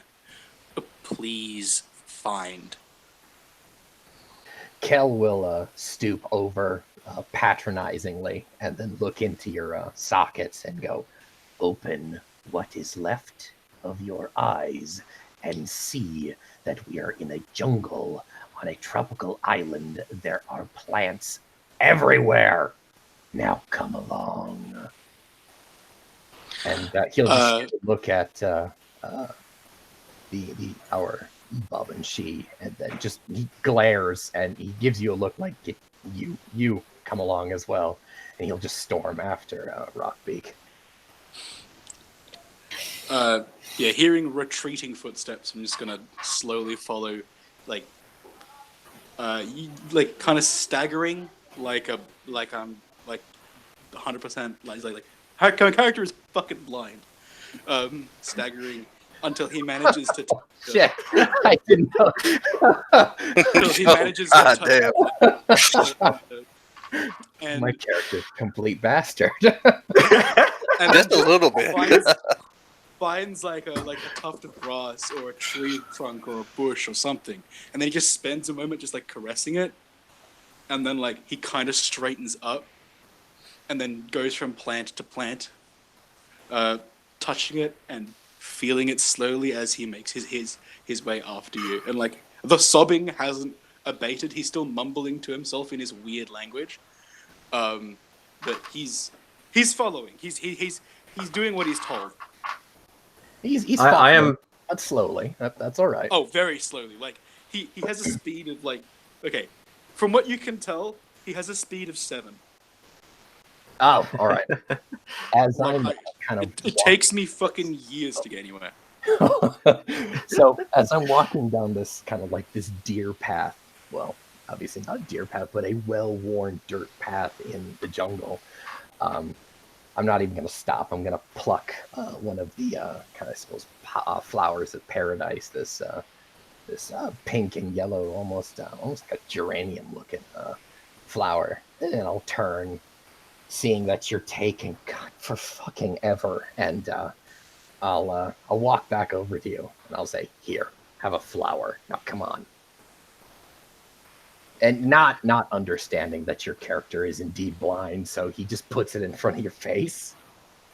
I actually reach out and grab it, and I just like look up and like hold the flower in front of your face and turn the petals of the flower towards you, and just hold it there for a minute and like put it from side to side around you, and then look at you and like say, "Thank you."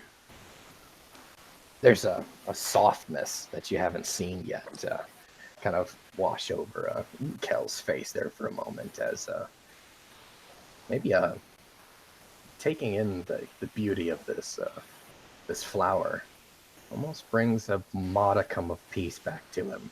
So the trembling of hatred just slightly abates.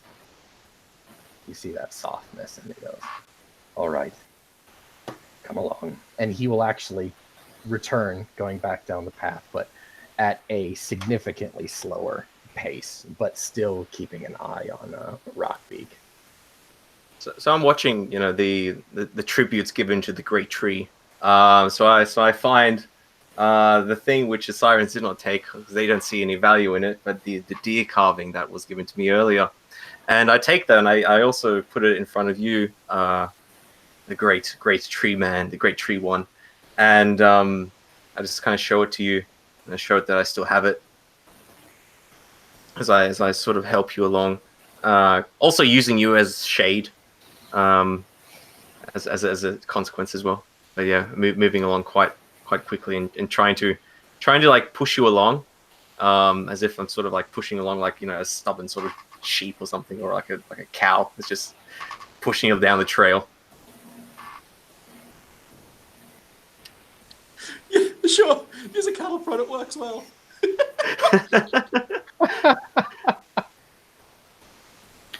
All right, and so Rockbeak, you're going off towards the biggest hut you can find. The biggest one that's close by. I'm not walking halfway across the island to get to one. All right, and I would remind you that Phil, Kel, and Rockbeak are all currently at 1 health in the quick after suffering a vicious beating from the sirens, and you're having a rough time even getting around, much less starting a fight with someone. Just as a reminder to you, if Rockbeak plans on trying to forcefully take something from anybody. Right. So without much effort, you just follow and just look around and see a big hut and walk towards it. And once you get there, you didn't notice from quite so far away, but once you get closer, you see that it has a ditch dug around it, almost like a moat, if you will, kind of. But it's filled with sharpened wooden spikes, and there's no way across it that you can see. But there is, on the other side of it, a rather fit-looking satyr who is holding a iron longsword and there's a large piece of wood that looks like it could act as a bridge across it, but it's on his side. And the building itself is made out of, you see it's like some different pieces of ship that have been worked together and tied together with rope and everything. And the roof of it are makeshift wooden panels that have been carved from dead trees and stuff. It looks horrible. It looks like a really, really ramshack thing, and it might fall apart at any moment, but it is larger than any hut you've seen so far. The gap itself is maybe 4 feet across and about 7 feet deep. I'm gonna kind of stoop over and kind of murmur to Rockbeak. Perhaps until our wounds are healed, we should probably find the second largest tent in the village. Huh? Yeah, I guess the gods are just laughing at me. Who would have thought of Sata here with the iron sword? He just mumbles off to himself, and he just hobbling off to the second biggest hut. All right. This one, you see, is also made out of ramshackle parts from different ships, but it's much smaller. It looks like it could probably comfortably house maybe 2 people, though, versus the other one looks like it might even house 4. And as you walk up to it, there's no special defense, nothing like that. There is a small wooden sign hanging outside with something etched on it. What languages do each of you speak? Read? I read nothing. So I'm Read seeing the nothing. gibberish. Kel reads Dazazays, Morghulish, and Thuban. All right. So you're going to be able to read it then. Lovely. And it is in 3 different languages, one of which you recognize as Dazazays. And it simply says, dealer of fine things. I cock an eyebrow at that. Fine things in this cesspool. Kind of a chuckle. Hey, any of you had the ready words? I don't know what this stuff's saying. Oh, this is tent merchant of some kind sells clearly rubbish. Look at this place. Oh, maybe he has. Maybe you have things we can take. Yeah, maybe he can donate something to the cause. As I just waddle in there. I'll reluctantly follow Rockbeak inside. As you walk in, you see this massive 7'3" anthropomorphic tiger as he sits looking around, dusting things off, and he turns towards you with a wicked grin as you enter in, and he zooms in straight on you, Kel, and he speaks in Dazazays. Welcome to Zex Wonder Emporium of fine wares. Yes, I trade you wares, you trade me food, yes. And you see around he has makeshift tools made of stone and wood, as aware a few rare tools made of copper or iron. None of these would really be considered weapons, like small shovels, hammers, and stuff. They could definitely be used as weapons, but that's not their intended purpose. He has nothing in the way of axes, swords, anything like that. But he does have some shovels, some hammers. He has some buckets and some clothes and different things like that. All of them look really tattered. Like they're obviously been scavenged from shipwrecks. I kind of scan his wares.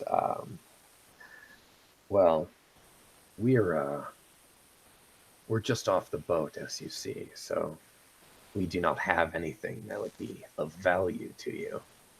Oh, yes. What kind of food would you like? Like the wild pig or the what do you call it? The satyr? No satyrs. I snort at that. What How much insight do you guys have? Does anybody have a significant amount, like 5 or above? Nah, 2. I got 2. Kel's is 9. I have 3 and a ridiculously high enlightenment. All right. Does anybody have forte in emotions? Absolutely not. Nope. All right. If you have a go ahead. You guys can make your rolls then as an insight. You can make an insight roll. You don't have quite enough to get it without a roll, but 16 for Kel. all right. Rockbeak got a 20. Lovely. 15. All right, Phil, what did you get?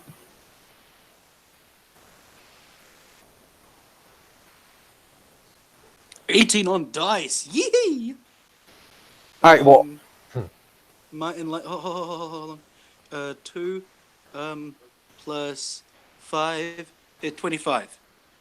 all right. Well, as you see his reaction when he says no satyr, as she offers to find a satyr. It seems reluctant to him to say no. Anybody who rolled under 20 sees there's a reluctance in it, and anyone who rolled over 20 also notes that with that reluctance also comes almost a yearning in his eyes.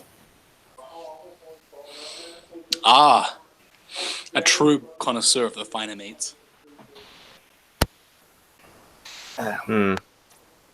No satyr then? No satyr, but you would do well to find goods that can trade to sirens. Yes, I will trade many of my fine wares for food sirens would like. Yeah, well, we're supposed to be giving food to the sirens too. We're not going to give it to you so you can get all the glory from them. No, that's why we trade. Yes, I give you tools, clothes. You find it nowhere else. Can you not walk? Is your legs not working? I look at it. I now study the creature now with renewed interest. No, I walk, yes, but You I walk. yes, I walk. Then why do you not get these things yourself? It's just outside. It's easy. I look kind of confused and a little bit scared now because maybe there might be a trap. I kind of look around. You look around. You're the only people in here. There doesn't appear to be any hiding spots or anything inside. Yes, easy. Yes, easy to find fruits. Yes, it's easy to find the farms, but not so easy to find the good meat. Rockbeak's going to attempt to intimidate him. All right. What are you gonna say to him? I go around. I go around the counter Mm-hmm. and I poke his leg. All right. You're gonna have a -6 to your roll for being in the quick because that he has it blatantly sees how injured you are, and that affects your intimidation. Okay, that's fine. I poke him in the leg. And Mm-hmm. like, all right, listen here, buddy. You're gonna donate and let us borrow some of your goods so we can go out there and get you some food, right?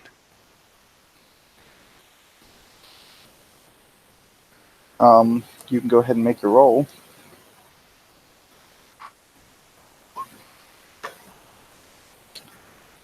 All right. So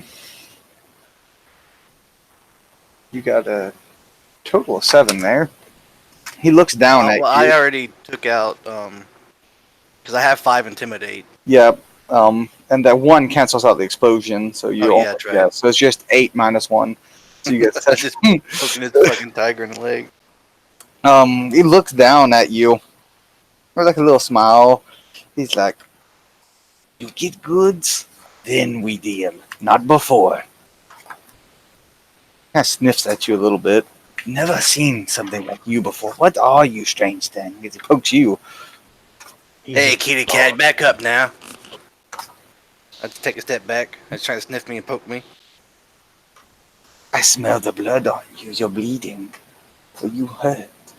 Hey, it's not all my blood. I gave as good as I got. Yeah, that's almost like a purr. Seeing this, Cal's going to obnoxiously interrupt. He is a Chthon. Now, Rockbeak, come along. We're not going to be getting into any trouble at this point. Come Yeah, on. yeah, you're lucky my friend here, he's here. We got better things to do. We're just gonna go now. As he just kind of backs up, he backs up from him. He doesn't turn his back to him. He doesn't trust this cat man. So make you're saying Oh, sorry. Go for it, Jono. so I just talked to the kitty cat. So you're saying that if we bring you the good meat, good meat, we bring you that, and then we can take or have this, and I point towards just a giant, just fucking shovel, just rusted and shit. Yes. You bring me boar meat or fintu. Fintu is the most valuable. And none of you recognize the word fintu. It's nothing you're familiar with. Yeah, And, I'm gonna cock an eyebrow at that. and he's like, you bring me boar meat or especially fintu. Fintu is best meat. And then Zek trade with you. Yeah, Rockbeat doesn't know what he's saying, so Rockbeat just kind of looks up with his one eye at the tall frame, because in Rockbeat's eyes, he's the smartest person he's ever met. So he's just kind of looking at him like, okay, do you know what he's talking about, basically? He's just got his little beady eyes just looking at him. Kel will just nod. He'll kind of like usher everyone out, kind of like ushering children, kind of herding them up to go back outside. But I'll make sure I'm the last one in the shop here. I was not able to catch your name.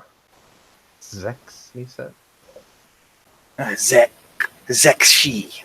Zekshi. I'm gonna make a quick perception check. Oh shit! Oh damn! With a 27 actually. I'm gonna kind of spy. Does he have any trowels or possibly any hatchets or anything like log cutting axes, kind of like that? No axes or any sharpened weapons. Closest thing to that would be a shovel. Not a trowel, hand shovel. This, he does actually. He has some smaller shovels, so yeah. Okay. Now my last question before I leave is: does he have anything the size of an entrenching tool, like a collapsing shovel that, say, he'd have in the service? Obviously, not in game. This is out of character. Yeah. But a small compact shovel. No, he basically has some very small, like hand shovels, basically like a gardening shovel, and then he has large shovels, but no thing that really hits in between. Okay. I'm also thinking of John's character here. It's kind of a shovel sized for her. Just as I leave, he says nothing more. All right. Most of the shovels he has, by the way, as a side note, are made of iron or stone. Ah, okay. Never mind then. He does have one small shovel made of copper, though. All right. Well, it seems like we're going to be sleeping outside unless we start building our own house. And I'm not in the best condition, so if I'm going to go fight a boar, it's gonna take a lot out of me. Yes, your fingers are still bleeding. Oh yeah, I forgot about that. Bastards. What do siren digits taste like, Rockbeak? Imagine rotten fish that's been left out in the sun for gods know how long, and then eaten by an ogre and then shot out. That's what it tastes like. Oh, you poor thing. Yeah, but the look on their face, it was so sweet. Well, if we have to stay here for a while, we might as well get some sort of shelter. Maybe the storm, as you say, might come back, and maybe they'll come back. The blue people. We should get some shelter, maybe in the woods. I mean, I could try to bite a tree down. It's gonna take a while, though. Oh, it's you get some reeds and you put it together and you tie it. Hey, whatever floats your boat, dear lady. Let's just go do something. We can't just stay around here. I've got Of course. 14 on my outdoorsman. I'm gonna just get to work, and I'm listening, but I'll walk over to like a palm tree and then see about making a small lean-to, maybe for like the three of us. All right. And as a note, Fraines are uncomfortable when under trees. So that's just a side note to remember. They get negatives to the meditation rolls and such like that. Oh, How far away are we away from the shore? You Like are the ocean. a good 30-minute walk inland. There's the island goes in deeper as well. You guys are not far from the shore, but not close either. Hmm. So looking at the kind of pathetic attempt at no, not too pathetic, but like Kel is really messed up. He's hobbling. He's basically on the brink of death, and so is Rockbeak. So I kind of look around. I'm still fairly beat up, but not anything anywhere near the quick at the moment. I look around and I start to gather like materials to weave together some sort of lodging very quickly, like a sort of all these palm ferns that you make into various shelters, and sort of it's very open ended. It's just basically just a roof sort of construction because I got a few grazing outdoorsmen, and also as I'm gathering materials, I would also like to be looking for various fungi that I'm semi-familiar with. I want to see if I can find something that I would recognize, or maybe something similar to what I would recognize. Anything that I could deduce could be of use in a sort of apothecary sort of situation to make some sort of potent healing paste or any such things. So I'll be looking for that. I can probably roll at Dawsman if you would like. All right. I want each of you that is going to be working on gathering food or constructing the hut to make a outdoorsman roll. Remember to factor in any negatives from the quick. Yes, Barbara is healing. Any negatives from the quick, factor that into your roll, then put it into the group chat on Hangout, and we'll go into a small montage as a couple of days will pass by as you guys each work together to try to build something up for yourselves. Rockbeak's probably just gonna try to like use his mouth to like chop down some trees. Not like giant All right. trees, obviously. He's gonna try to bite through it. He's gonna fail because he has no outdoorsman. Plus, he's in the quick. You don't have to make an outdoorsman if all you want to do is chop down trees, but Yeah, I'll just try to get the gathering. I'll leave the building to them. I'll try to chop down some trees. Maybe use my hard shell to break some of the smaller like little boulders to try to get like a sharp rock. Maybe as a cutting instrument or something.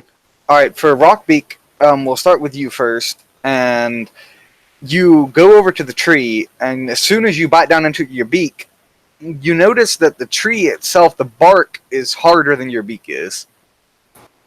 Oh, god damn! Just kind of spit a little bit of the bark I have. I just like tap on it with my hand. I just step back and kind of judge it, I guess. You think that it will take you a couple of days to chew through this thing. do not hurt yourself, Rockbeak. Kel is gonna call from probably like 20 feet away. Almost a patronizing tone. I don't know what I did to the gods to deserve such a punishment. Everything I try to do, just look up and like, oh, you like this, huh? Yeah.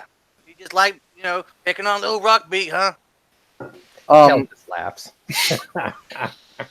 Rockbeak, you have some experience with trees. You're not, the most experienced with it, but from your backstory, you have seen trees before. You're not like a lumberjack or anything, but this bark is a lot harder than a normal tree's bark. Now, I go and inspect another tree. Are all the trees like this with their extremely hard Yes. bark? Oh. I guess in one last-ditch effort, he gets a running start and then rolls into his shell like a ball and tries to ram a tree down. You ram it and it shakes, and you see a few leaves fall down on you.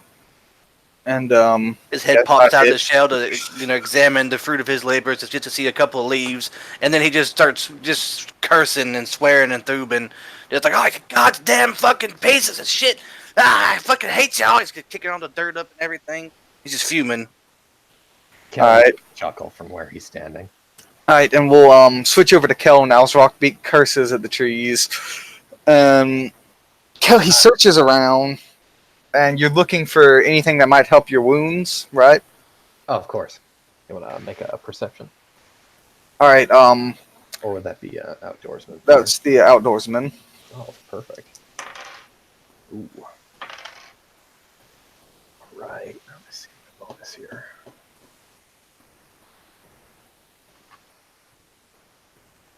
I've got a 14 there.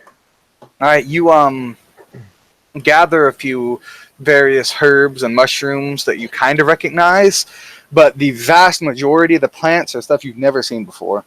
Yeah, I'm used to mainland and probably Yeah. temperate climate. I'm just guessing at tropical flora. There are a few things here that you do recognize, surprisingly to you. You're not quite sure how they got here, but there are a few things that you recognize, and you gather those quickly, but they are rarer compared to the more prevalent tropical plants. I'll just commit them to memory and kind of pick them up and stuff them into whatever pouch I have empty. All right, and Jono, you made a total 9 for your outdoorsman. Total 9, yeah. What were you looking for? More herbs and stuff as well? Were you looking for edible herbs or medicinal? More medicinal. Definitely more medicinal. As you look around, you try to find some herbs as well, but you recognize nothing here. It's all tropical herbs that you stumble across, nothing you've ever seen before, and you cannot say with any confidence whether this is poisonous or beneficial. And I will leave it up to you to decide whether or not you want to take the risk of gathering random herbs or not. Yeah, so I'll be gathering things which look familiar, and sort of just gathering them in some rags and tying it up. But I won't be trying them out just yet. I'll be slowly chewing on them each day, and kind of like testing, seeing the results. If I feel if I feel really bad after one, then I'll know that's a bad one to try, and wait a while and then try another one. So I'll slowly be doing some trial and error sort of testing. I'm fairly constitutionally well built, so my system can take it pretty well. As I'm just sort of gathering these reeds together, looking at the horrible destruction and careless wanton just rage that's coming from Rockbeak as he's just destroying this jungle.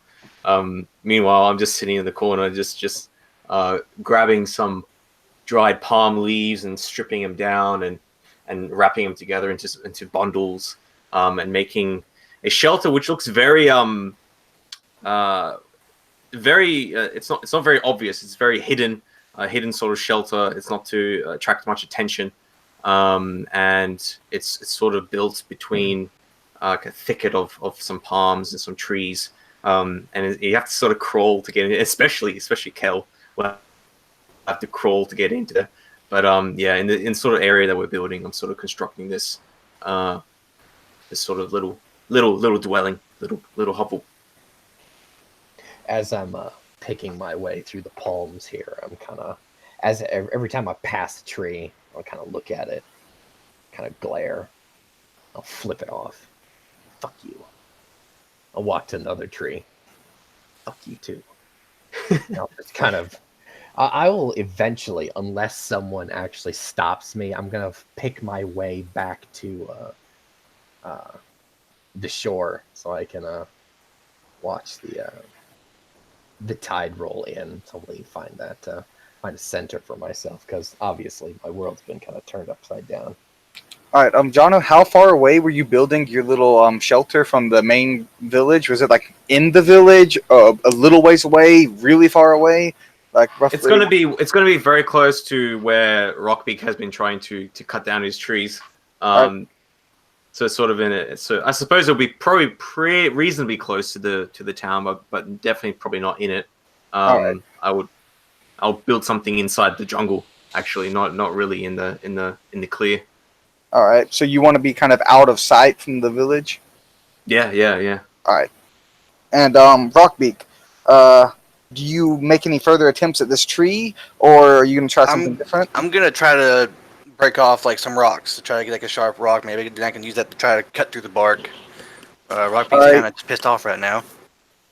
So I guess I search for like a smallish type boulder and start ramming it. I run at it, roll into the shell, and ram it. All right. Give me a masonry roll to see if you can get any workable rock out of this, or if you just get pebbles. See if you know how to. If you understand how to work this rock. Or you can God. give me an outdoorsman roll to try to find a naturally sharp rock, your choice. It's like a -5 if you don't have anything in there. -4 if you have nothing.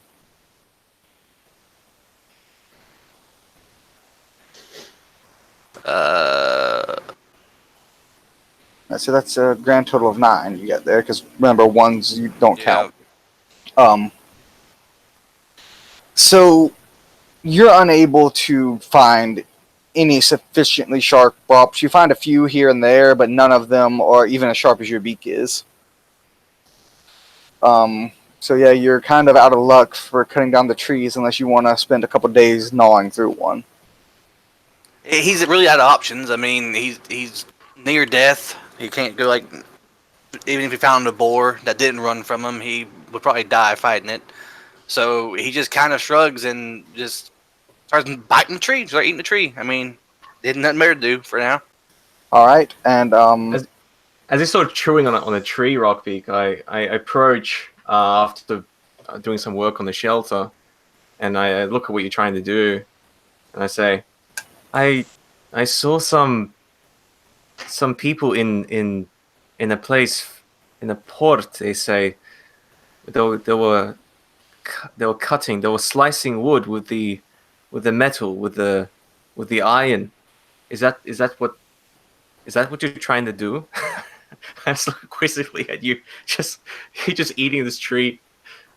He spits out some bark and looks like, what do you think I'm trying to do, lady? Trying to eat it? No, I'm trying to cut through it, but I ain't got no fancy metal. I ain't got no stone. It's the best I can do, okay? But the kitty cat has the metal, does he not? We saw it just yesterday. Oh, God help me. Do you understand what the kitty cat said? The kitty cat said we gotta bring him stuff to get the stuff, and we ain't got no stuff to bring him. So I'm sitting here, I'm trying to get the tree down. I can't hate this shit no more. I'm gonna go fucking crazy. He starts gnawing the Oh. tree even more feverishly and fervently. Oh, what do you want me to get? Some good meat? All you hear is him, what you can assume is just swearing and cursing at you through mouthfuls of bark as he's just gnawing through this tree.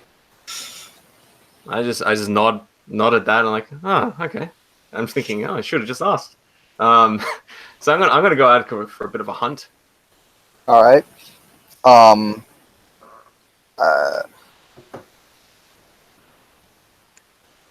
What kind of roll do you want from me? so you're gonna want to kind of find like a little stone dagger based on that picture you sent me, right? I'm gonna nap one. Yeah, I'm basically gonna pick up 2 rocks, and then I'm going to nap a dagger out of one of them. I'll give you a choice between mason and outdoorsman. Oh, I've got a bonus in outdoorsman. This will be good. To make a very crude dagger.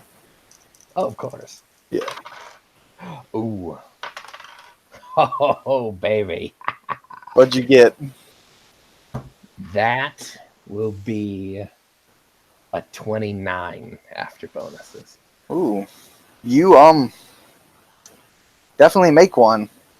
I'm nowhere near the party, obviously, but as I'm standing on the beach trying to get any bit of my lost ataraxia, I'm just going to be taking in the sight, the sound, the smell of the sea, and kind of like clunk, clunk, clunk. I'm making a dagger as I'm doing it. You can record on your character sheet. You have a dagger that does 2 damage, -1 armor surpass, and boost on 5. Stone dagger. So the -1 armor surpass would mean your dagger only does 1 damage and boost on 5. If they're wearing armor? No, just in general. So just basically instead of putting -1 next to the armor, you would put 1, 0, 5 because the stone dagger does less damage than an iron dagger. Okay, just so I'm doing that right. Yeah. And so Rockbeak is still nibbling on the tree, and you can give me, Jono, you can give me a outdoorsman hunting check to find some Sure. food. Are you just trying to find like a small animal for yourself? Or are you trying to find a sizable prey? Like what kind of thing are you looking for? Something that I would think would be good meat. So the cat thing was pretty large, so I'm thinking it probably needs something pretty large. So I'll probably be looking for something like you said boar, and so I know what those are. Definitely. So you want to look for a boar then? Yeah. All right. All right, that's going to be 17 total. As I grab some stones, some large, hefty stones. For All my right. hunt. As you go out and search around, you search and track. It's a couple of hours into the jungle of tracking and following different tracks, but you eventually come across the lone boar rooting through some of the mushrooms. I carefully stalk up to its cloven hooves silently, as with I've got 5 grades in stealth and 14 hiding, as I carefully sneak up to it and then get into a perfect vantage point as I ready a huge stone in my hand. All right, and you can make an attack. You get a surprise round on him. All right.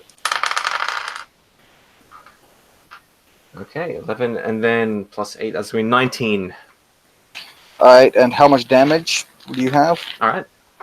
So base, it's going to be 306. I don't know if I boosted or not, but it's You 3 boosted damage. once. Once, yeah, so 4 damage. All right, you toss this rock, and it smacks onto a side, but it bounces off of a side. It's thick hide. As the boar squeals and looks around and starts like pawing the ground, looking around from the direction the rock came from. Can you make a stealth roll for me with hiding?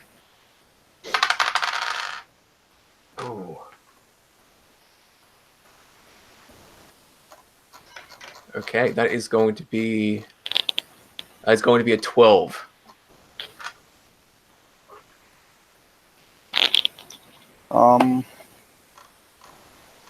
All right, he got a 13. He sees me. Yep, he just barely. He notices you. He looks past you for a moment, but then doubles back and sees you, and then prepares to charge you. Now make reaction. Sure. Oh no. He Double fumbled. ones. He got double ones. I got double ones as well.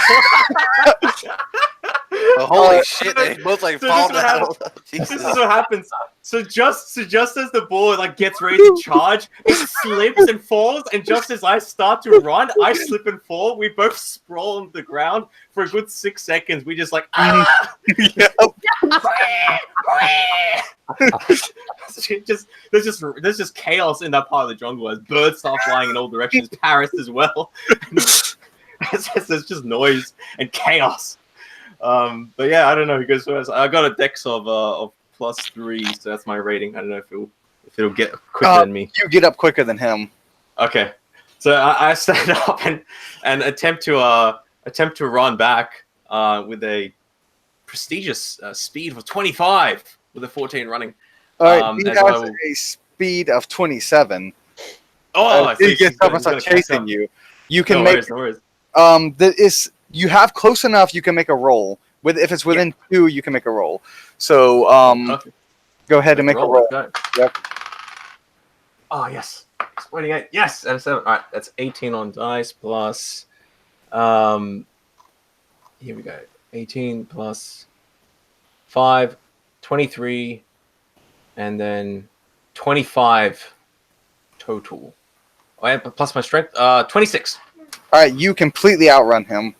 He tries to catch up with you. He gets caught up in underbrush and stuff like that. As his tusk gets caught on a vine as he rips it off from the tree, squealing mad, running after you. But by the time he gets himself freed from the underbrush, you're completely gone.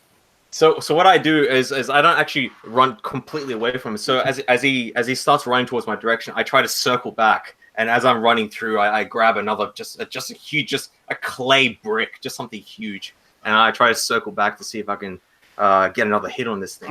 You're able to circle back around, and he's just mad, pawing the ground everywhere, squealing and looking around for you. But you're able to circle back around. He didn't expect you to run behind him, so he's not looking behind him right now. He's going forward to the direction you ran. So you're able to sneak Alright. up on him again, and you can make another attack. I'm gonna get my stoning on. Let's see what happens. All right, that's gonna be 18 to hit total. All right, and that is not a boost, so it's 3 damage, right? 3 damage, 0 on Sebastian. Yep. All right, you chuck that at him again, and it smacks into his fat, leathery flesh again, and bounces off of him again. And he turns around, looking around for you once again, still not quite noticing where you are. And make another hide check for me. Sure. 6. That's gonna be 14. And he got a 15. He just keeps beating you by 1. He sees me again. All right, so now I'll make another reaction as he Here we tries to go. engage you. Oh, better for me. Oh, that was pretty good. 19 on dice. And All right, yep, you go first. He got like a 9. Sweet, 23. Yep. Yeah. So now, as he sees me now, I'm going to essentially just take this chance to jump it. So I'm gonna run up on it and try to attack it. Try to finish it with my my vicious talons. Let's see what happens. I'll make an attack roll here. Hey, pretty good. 13 plus. That'll be 20 total. Ooh. How much you boost? Boost on 5s. All right, you got a single boost, so you do 5 damage, right, with your claws? 5 damage, yeah. All right, you rush over to and dig your claws into him, but the claws don't get through his thick hide though. He has a hide rating of 5 as you dig into him. No. And you almost get through. You did 5 damage, received 1 more damage, you would have burrowed through, but you can't quite dig through this thick hide of this boar. He starts squealing about with you, your claws dug into him. It takes some effort to even get him out of him. Next thing you know, he swings his tusk at you, attempting to gore you. Make a defense roll for me. All right. Right, that's going to be 18 for my defense. All right, you dodge him as he swings and gores at you, and you're able to sidestep his gore, and it is back to you. All right, so as I narrowly duck out of the way of this tusks, I try and one more time trying to go for that swipe. Let's see.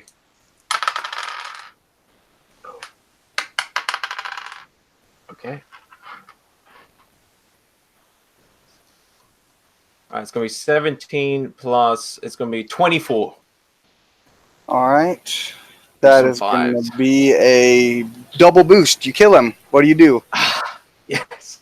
So and also you also roll some vigor, but that won't be necessary.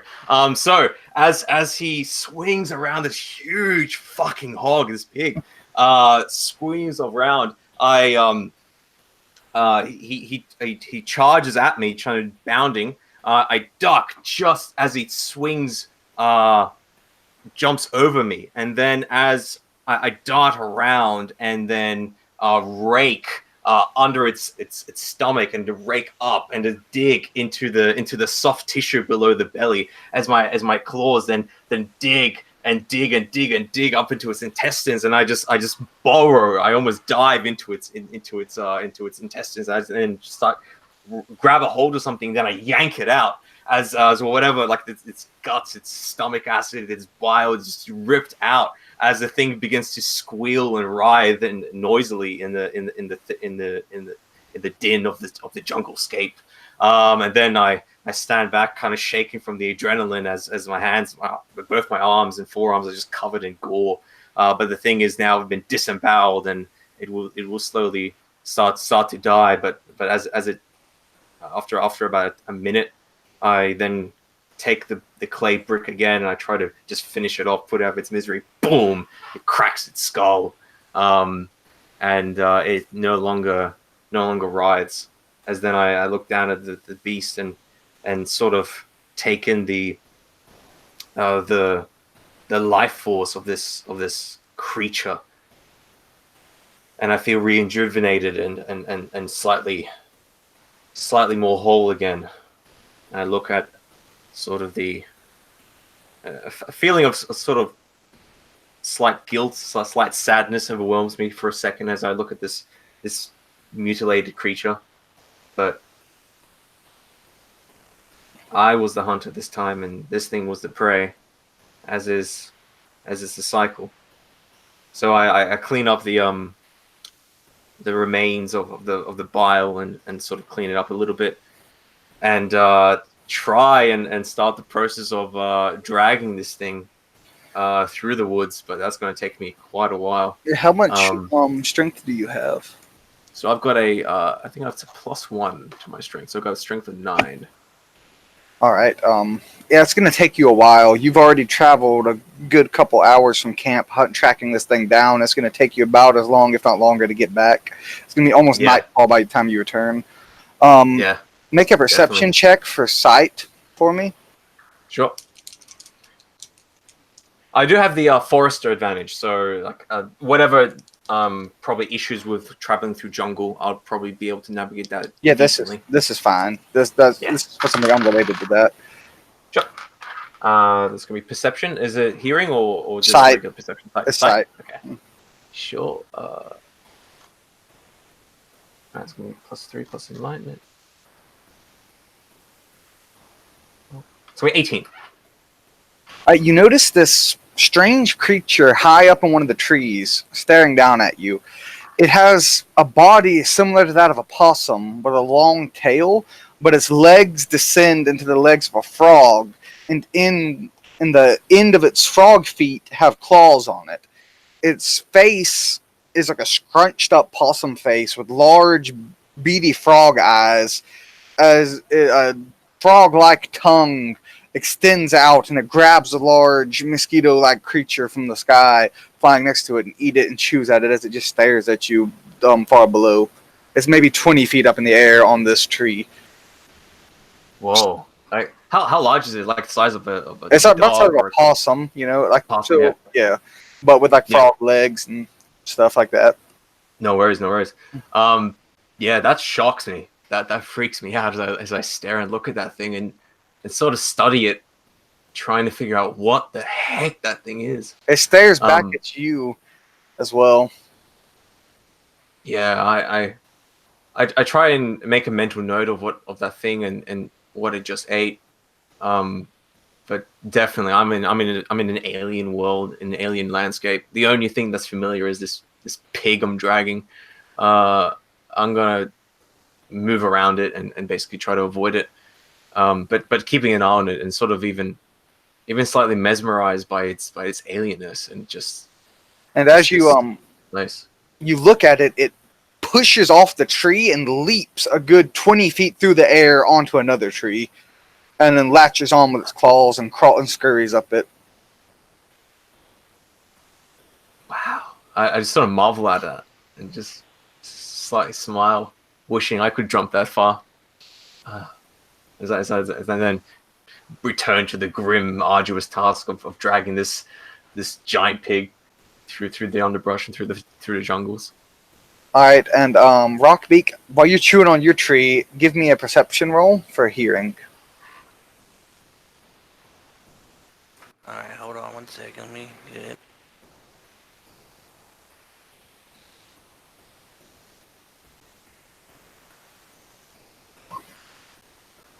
Uh, 11. All right, you're just chewing away on the tree, you know, just completely focused on it. And you hear the crunching of bark under your beak, and you just keep nibbling and nibbling away. You're making very small progress, but you are making progress. It's the only thing keeping you sane as you just chug away at it, having to stop to spit out mouthful of foul-tasting bark on occasion. And then we'll go to Kel. You are sitting on the beach, correct? Yeah. I would stay there for about an hour once I finished my first dagger. And, all right. I moved on to the second one. I'd stay there for about another hour after I'd finished the second dagger and made my way back to the camp. What time is it by the time I'm kind of assuming that once O'Neill gets back to our camp, I'll probably arrive at the same time. All right, it is the 46th day right now, so there's 12 hours of light, so it's basically a normal day more or less. And you're about midday, and you perfectly make that second dagger just as good as the first one. And it's a little past midday by the time you get back because you arrived on the island early morning, and after spending all this time throughout the day, it's a little past midday when both of you arrive back to see Rockbeak still not even halfway done chewing through the street yet. I am going to judge whichever the daggers I feel is the better one, and keep that one for myself. All right. Remembering that our small girl has some pretty wicked claws herself, and as I enter the camp, I kind of teasingly to Rockbeak, I say, "Do not blunt that beak of yours, and keep this well hidden." I'll hand him the stone dagger that I'd made. He spits out some bark and he just looks at a dagger and like, well, I mean, it could work. I'm not really good with it, but it's better than nothing. As he takes the dagger. Don't break that. That was it's a rock, yes, but it's better wager your life on that than your own hands, I suppose. I've kind of built a little straw mat on my way back and forth on the way, so I'm gonna try and find a place that is out from under a palm, but secluded, kind of like it's gonna be kind of weird not having any shelter above me, but keeping in mind that I'm not keen on sleeping under a tree. All right. But yeah, something to meditate on as I lay it down, somewhere close enough to you guys, but out from under the canopy. Am I back yet? Yes, you Or arrive not back. Yeah, shortly after Kel gets back, you arrive. Like maybe 10 minutes after so he gets back.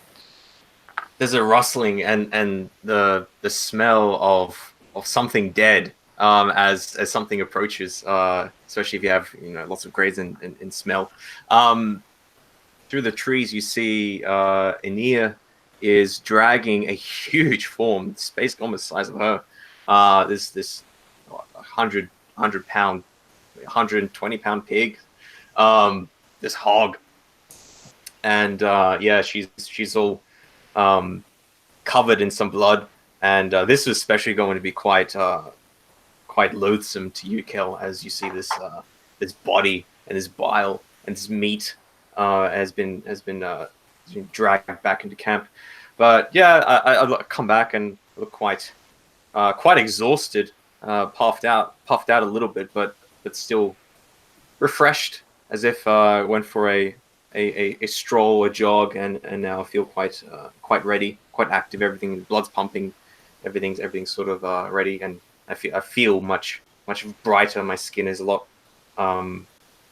more flush, and I then drag this thing back into camp. Say, these things are a lot larger here than where I'm used to. At least I think this is a male. I think. Cal just gives you an look, but he smirks and well, I smile. Well, this is the good meat, I think. The thing inside the house once, and I see the Rockbeak is still chewing on some bark, and I see the little progress he's made. I Maybe we could. Him, otherwise he will not listen. More meat. Yes. Oh no, I've already eaten, but I was thinking perhaps if Rockbeak would like some before I take this to the man in the hut. Rockbeak spits out a mouthful of bark and walks over there. And, oh well, paint me up and call me an ogre whore. You did pretty good there. He goes over there and grabs a handful of innards, start eating them. The laugh is in character. Just Through Okay, mouthfuls of intestines and offal is like, what? Yeah, I can help carry it back to the cat, man. You did a good job. As he just gulps it, it just slides down his gullet. You just hear this gurgling sound as he just starts just slurping up these innards. I look quite taken aback by it, and as you're sort of like devouring this thing, I'm just wiping away the blood from my forearms from the pig's blood, as I then wash it away in like some bucket or some sort of coconut filled water, rainwater. Well, after you're finished eating, Okahor, I don't know how's your name. We can take this back to the creature and get you something. Rockbeak is still, he's got a handful of innards, and he grabs the boar by the scruff of his neck and starts dragging him towards the cat's hut. Yeah, and I follow. I'm interested in this process. I've seen it a few times. The bartering process. Such strange things. Kel just kind of leans to the side and looks at the sky kind of longingly, thinking of an ogre prostitute he used to visit quite often. He goes, "Oh, Zelda and her scented oils. Excuse me. We're leaving." Fond memories. Yeah, it's yeah, no, he's nothing good to say besides that. He's just got a kind of a stupid smirk on his face. Do I need to make a strength roll, or can I just drag this thing Um, effortlessly? you can drag it effortlessly with your strength. You just drag it along with no real problem. So you drag it back to Zek's shop, and he eagerly looks upon it as you drag it in. He's like, "Yes, place it upon the counter. Yes." Through mouthfuls of offal, he's like, there you go. All right, so what we gonna get for this thing? He looks to it, like picks up its flabs and licks the blood off his claws and looks all around it, and it's half eaten. Well, just the innards. I didn't think you wanted the innards. I can give them back to you. Just give me a second. And he starts retching. That would not be necessary. All right, suit yourself then. I want a cloak. Green. What? One moment, I'm still examining the beast. He like looks all over it. Like tugs on its tusk a little bit.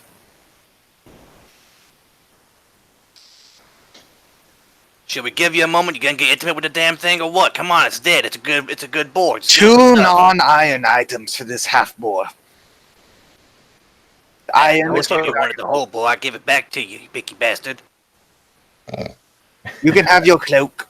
He grabs a green cloak and tosses it to you.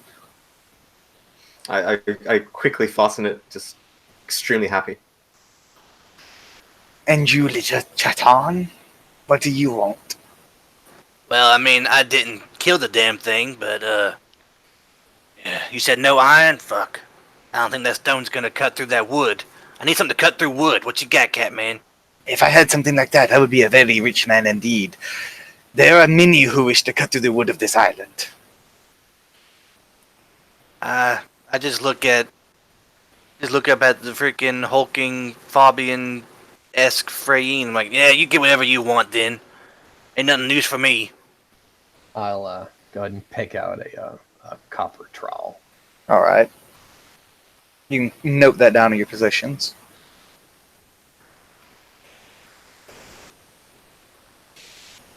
Yes, he's a good boy.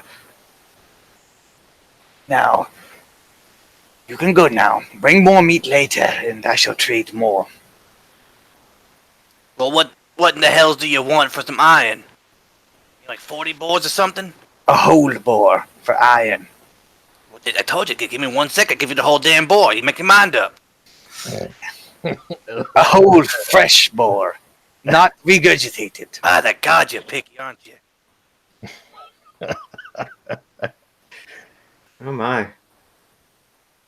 Kel doesn't But- know whether or not to gag or chuckle at this A point. whole Finco, though. An entire Finco, I would give you 2 iron pieces for. What is that thing? Describe it for us. It, a strange tree-dwelling creature. Frog-like legs and tongue. It roosts in the canopies of the jungle, delicacy to the sirens. Body of fur Ah, and long tail with frog-like features. I've seen one of those things. Oh, they're rare and elusive creatures. And you're saying that you would give lots for that? Yes. Why? I shall give 4 copper pieces or 1 or 2 iron pieces for it. It's a delicacy to the siren. I see. And so this food and these things are for the sirens. And Yes. I see. So have you ever thought about leaving this place? Are you happy to be here? Do you choose to be here? You think we can leave, little one? Where is your ship? Take me on it with you when you decide to leave. Or perhaps you wish to swim in the ocean with the sharks. There is no So leaving. You're trapped. We all are. And we will die here. And our children will die here. And their children will die here. So we must provide the sirens with their food and their valuables, lest we be tossed into the mines. And after the recent disappearances, I would not go in there. Who else inhabits this island? Slaves, some ogres, and the sirens. Who else? Sirens do not inhabit the island. They merely come by once a cycle to collect what is due to them. So we are not supervised very closely, is what you're saying. There are the enforcers, Arwick's enforcers. He is the sheriff. You met him when you first arrived. They keep order for the sirens. How do we pick these enforcers out amongst other slaves? They are the only ones with weapons.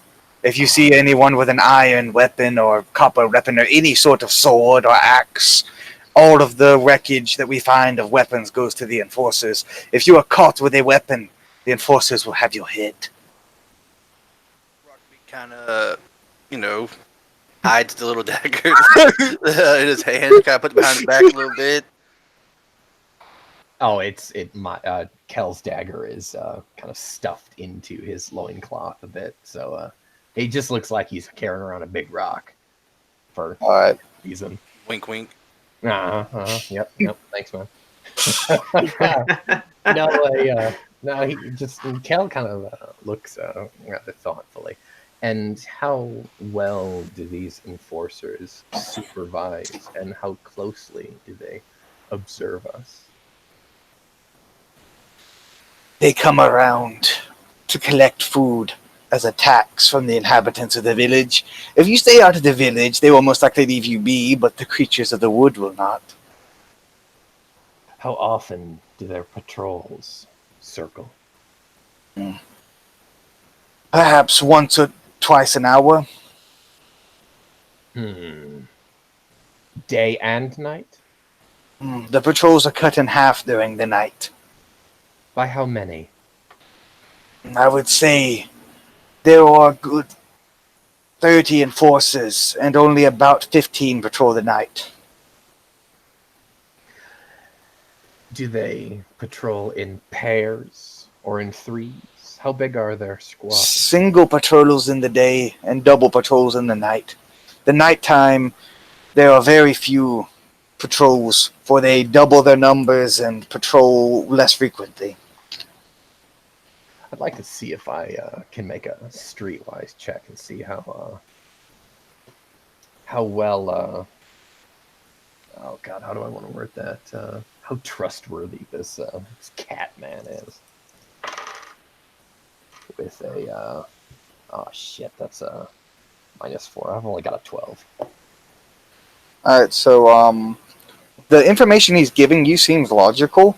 Like the bulk of the activity of the camp happens during the day, and you have no idea what is on this island, so it might make sense to double the numbers and cut the patrols in half, but have more people per patrol at the night, depending on how dangerous it is. But you don't really have the information to completely verify or debunk his information. Oh, okay. But it Why makes do you sense. not? Why do you not ambush these enforcers, as you call them, or these sirens as they come up? Why do you not ambush them? You have things here. You have tools. The You got enforcers weapons.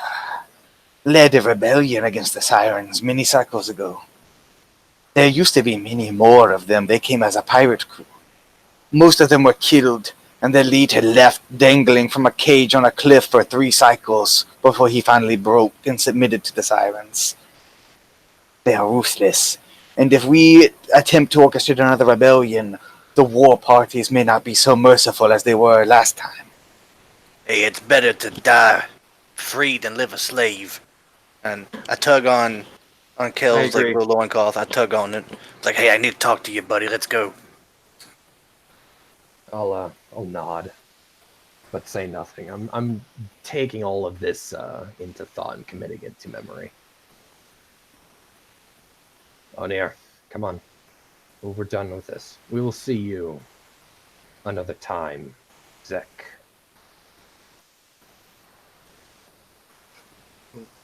I sort of nod and file out of the strange place. Yeah, when we're out of earshot from the cat man, I'm like, all right, listen, I got a plan. I'm sick of trying to chew that tree through. So what I'm gonna do is I'm gonna go to one of these enforcers, right? I'm gonna try to join them. And if they take me in, I'll play the part of a nice little Chthon, you know, a little slave, a little bitch boy, and I earn their trust, right? They gotta be holding our goods around here somewhere. So if I earn their trust, maybe I can start smuggling some goods out. We arm enough people, we rise up, we rebel against them, we fuck them. Right? We fuck them or die. I'd rather fucking die than live on this goddamn island. God's forsaken pieces of shit. I fucking hate it! I see one flaw in your plan, my friend. You're not nice. From what I understand, Chthon are not nice. No, but Chthon are loyal, and Chthon are cowards, and if I play the part, then they'll just think I'm just a cowardly little Chthon who do whatever the fuck they tell him to. When in reality, I'd rather fucking kill him in their fucking sleep, but I won't. I bide my time. I go in there, I find the armory, maybe get our stuff back. We get, you know, every now and again, a couple of cycles, I can smuggle something out. We can start building up an army or something. I mean, better than me chewing through a goddamn tree for the rest of my life. I say we wait, like you said, but I don't share this this idea to build an army. I say we gather our number, gather our possessions, and escape via some boat. We can Shanghai a handful of people, and a small group leave this island ourselves. Think about it, though. The more people we get armed, even if they don't gonna come with us, they're gonna cause a distraction. At least give them a fighting chance. I know I'd rather just die with a sword in my hand or something than sit here and rot to death. But if we get a bolt and try to escape, then what if the storm comes back and they come back? Then we will have to be painfully careful. You're not afraid of water now, are you? No, I can swim. Well, good. Then I suggest we wait a while. Learn this place. See what we can find. I'm thinking right now. Well, this is Kel thinking to the flame tender. I'm gonna see if there's any more fraying here. Yes, there are. There are fraying scattered about. Okay. Yeah, they're of decent number. It's not like they're really everywhere you look, but there are definitely some. There seem to be more fraying than anything else here, actually. Okay. Commit that to memory too. All right, you handsome bastard. I'll wait a little bit, but I will talk to the enforcers, and even if I'm not gonna arm the whole fucking city, at least I can get our stuff back. Oh, of course. I would join you. If just two sets of ears, two sets of eyes are better than one at this point, I will join you. Hey, you making fun of my eye? Hey, I lost that in a pretty good battle, you know? I mean, I killed him too, you know? I mean, he didn't just take my eye and fucking leave, okay, buddy? I got one good eye. I was wondering what happened to him. Thank you. He fared worse, I hope. He just kind of gives you this asshole smirk. Yeah, he fared worse, all right. You tall bastard. Oh, well. Oh, thank you. Runs his golden fingers through his hair. He thinks he's talking. You're talking about him. I'm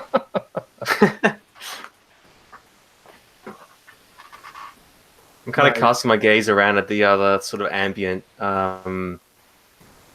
sort of people. Are the people here, other prisoners and inhabitants of this town, are they all like sickly or are they all like relatively healthy? Just like a mix. There are some who are obviously better off than others. Some of them look exhausted and weak. Some look relatively healthy and fit. All of them are in tattered rags and whatnot. Some of them have more clothing items than others. There is seems to be a clear divide between the more strong workers looking better off and the people who are more physically weak seem to be in tatters. This place, this island tribe, is full of various different peoples here, and they do not look very well. This, if they were to fight, then they would be cut down easily. They look weak. There, by the way, appears to be majority of Freyines, but you do see a number of ogre, moor tigers, and satyrs mixed in with the odd typhon or human. The least I can do is give them the chance to fight. If they don't want to fight, then fucking let them rot and die. But I'd rather die fighting than live a fucking slave rest of my life. Are we kind of huddled about, kind of like conspiratorially? Yeah. Yeah, I was thinking so, but not as like, you know, like holy shit, they're over there plotting against us. You know, kind of like nonchalant. No, We're conspiring, but we're not being obvious about it. Yeah. As I'm kind of looking about, I'm going to look down at Anir. I'm going to say, that cat thing. You said that satyrs are the succulent mates. You have good eyes in the dark, do you not, sweetheart? He's got this real syrupy, like he's gonna roll a bit of a guile seduction, see if I can and I've got a 12 for my guile. Why don't you tonight, before we all bed down and rest, find a sickly satyr for me, and are you above charming one to possibly come hither and like see if I can cut his throat and possibly find us some more equipment? He'll kind of wink a little seductively as he's describing this plan to you. Are you amenable to that? I look up and I see you sort of slightly swaying still, as you're still really, really messed up. But I look up and there's a gleam of curiosity in my eyes, and then I look around and sort of peer out into the distance with very, very good vision, dark vision, and I say, perhaps that is something which could be done if we really need so. You need to find something to help yourself. I'm not I saying can smell the now, death upon you. I'm saying in a few days when I am fit to travel, all I'm asking is that you watch said victim, and I'll cut his throat for you. Hey, if you can't find a weak one, we know where one of those enforcers live. He's a satyr. Maybe you can seduce him, you know, wiggle your goods around, lure him somewhere, we can ambush him. And that has he has a nice sword that you could possibly lift, Rockbeak.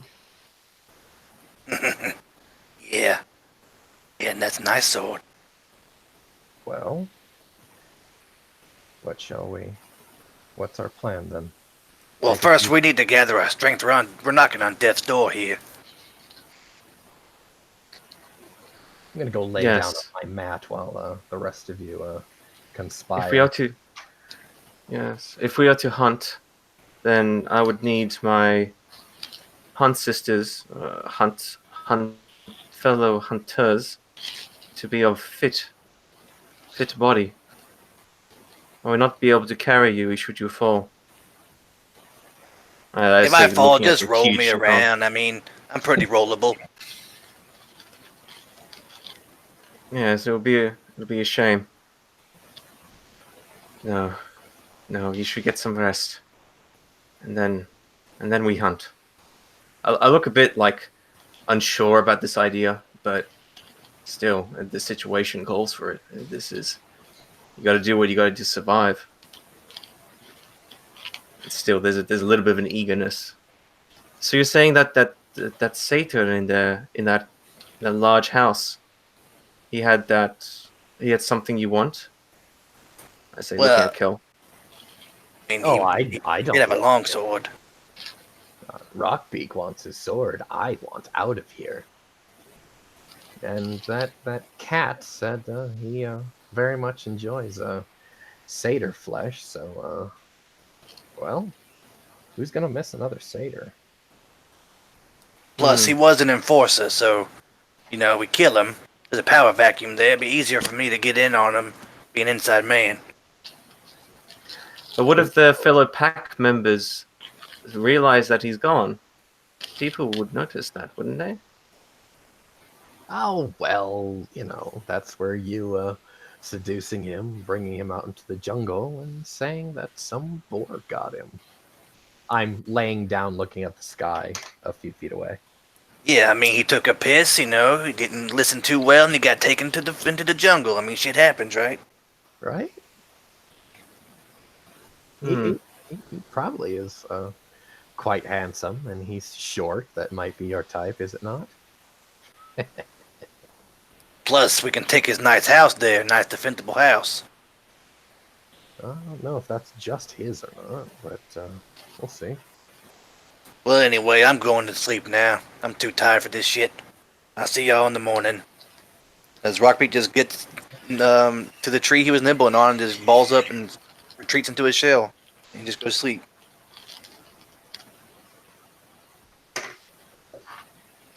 All right. Yeah, I head back and sort of mull over the conversation and the plan. Kind of slightly psyching myself up for this, as I'm staring out into the night and listening to the crazy sounds of a jungle at night. The parrots and the birds are squawking and screaming and screeching in the trees at night. And you also hear sounds of frogs croaking in the distance as well. Yeah, Oh, that's if weird. that's the case, then it's going to be anything like a swamp or a forest. It's going to be deafening. So, Yep. yeah. And now, as each of you rest, anyone who is damaged, Kel made a barber roll for himself, but did anybody else want to make a barber roll for themselves? Rockbeak, you don't have any herbs or anything you can even attempt to. You can make a barber roll with. So you can't make a barber roll unless somebody wishes to help Rockbeak. He's gonna have to heal naturally. Yeah, so certainly I've collected some suspect mushrooms and some fungi. Yeah, I'll be you haven't had quite enough time to determine what each of them are yet, so it'd be a risk if you yeah. want to use them. Yeah, that's true. That's true. Um, yeah, I suppose I'll just grab. I'll make some sort of. I'll attempt to make some sort of paste, medicinal sort of paste, but it'll be very very low quality. And I'll try and sort of apply that to Rockbeak. I'm no surgeon. I'm no barber, but like I do know a little bit about tending to a few ailments. All right, Being from the woodland realm. I'll let you make a barber roll with a -2 to your roll because of the unknown nature of what you're doing. Sure. Alright, that's good. So here we go. Alright, that's gonna be 11 total. All right. Your salve doesn't really seem to help Rockbeak much at all. Like it doesn't poison him or kill him, but it doesn't really give him any extra strength or sufficiently seal his wounds. His wounds are too grave for it. Yeah. Rockbeak, you're gonna just have to make a straight conditioning roll with a -6 from being in the quick for try to regain some health. All right. And you do. That was amazing. Go ahead and just tell them what you rolled. Well done. I rolled 24. I had 8, Wow. 7, then exploded, another 8, and then a 2. So. Rockbeak don't need nobody. He's a good independent Chthon. I'm a strong independent Chthon. All right. Kel, you heal for 1 health from your barbering, and then you can make a conditioning roll at a -5. Ooh, a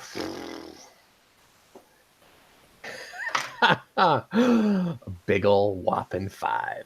You do not recover any further than what you healed with your barber skill. That's after the bonus there. So Yep. So you and Rockbeak both healed for 1 point. Now you're both at 2 health instead of 1 health. Ooh. And Yeah, then- I can roll as well. I took just three sort of damage from Alright. from the fights earlier. so you can roll your conditioning. Yeah.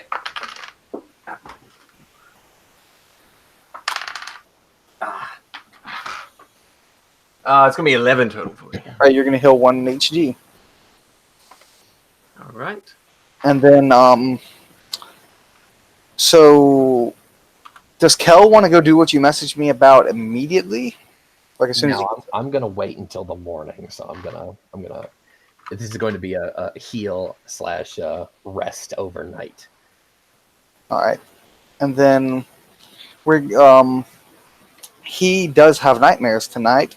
I'm gonna start. I'm just gonna go ahead and just disclaim that we're gonna start off the nightmares mildly, and they're gonna get worse as the game goes on. Of course. Okay. And so now you still get your conditioning roll from doing this, but later on, as it progresses, you will start to lose your conditioning roll, lose your recovery roll.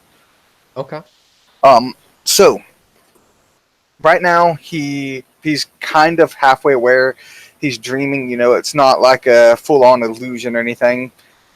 Like it may turn out to be delusions, and illusions may start appearing later. But right now, he's dreaming that he is floating in the ocean, and the waves are washing over him. It's a cool water, unlike the warm tropics he's in now, but not so cool as to be cold. It's refreshing. Am I swimming or am I on a raft? You're just floating on your back. Okay, excellent. All right, I just kind of put myself there. Your hair flows out around you. You see the face of Aura Mazda looking down from you, the sun in the sky. Leviathan's body caresses you gently with a refreshing water washing over you. It's a good respite. And then, as you float aimlessly for a bit, not really knowing where you are, or what even the point of you being here is, slowly you feel something tug at your leg, and as you look down, you see a siren's hand grab one leg, and then another, and then an arm, and then another arm, and then your side as you flail about trying to break their grasp. They pull you under and start pulling you beneath the waves. You see the light of Aura Mazda fade as they begin dragging you deeper and deeper. The water starts rushing into your lungs. You can no longer hold your breath. There's a massive pressure. Darkness starts to engulf your vision, and then a peacefulness overcomes you as you realize there's no more fight left. It's over. You've lost. As the water rushes into your lungs and you gasp one last time before you fade to black, and then wake up breathless in the morning as if someone had constricted you as you slept. It felt almost too real. I'm gonna sit up bolt right, just kind of oh god, and then kind of rub my forehead, kind of wipe the cold sweat away from my cheeks and my forehead, and then just kind of sit there quietly for a few moments, just contemplating the last few images of that nightmare, and just kind of murmur in more ghoulish, actually. I suppose that is what drowning feels like. Drowning feels like a dream. Huh. Interesting. He just kind of broods, sits there, and plays with the copper trowel that he has. And as he's doing this, he does like kind of involuntarily coughs a little bit as he's having a hard time breathing a little bit, and then as he coughs a little bit, he could swear that he spit up some water, or maybe it was just spit. He can't quite tell. He's a little perplexed at that, and like emotionally, mentally, kind of steels himself for future nights where he might have foul dreams. He kind of casts about and to see about his sleeping companions. Has anything in the camp kind of disturbed them, or are they still fast asleep? Um, Rockbeak is still asleep for sure, and I can't remember how long does your species sleep for, Jono? They meditate, right? Yeah, you see Ania, she is sitting sort of just cross-legged in the shelter, and her eyes are still and glazed over. She's staring straight forward, almost eerily towards your direction, as if she's just almost like the face of an owl, just like peering at you from the darkness. However, it's her face, and she's just staring, glazed eye straight ahead. Occasionally, you see her large eye might twitch slightly left to right, and her taloned taloned fingers in her arms are sort of folded. Her arms are folded in front of her, but they sort of sometimes grip slightly and then relax, and then grip slightly and then relax, as she dances in the dark realm of nightmare, but not experiencing that realm in her trance, but more doing her nightly avoidance of that realm, and hiding in the dark places of the dream during the night. But she is fairly calm, fairly relaxed, taking her 4 hour meditation trance in this moment. Kel will watch her for a few moments and just kind of murmur again in ghoulish. Excuse me, more ghoulish, and say, "Lucky thing, she doesn't have to sleep. I do." Without disturbing anyone, I'll make a stealth test here. Ooh,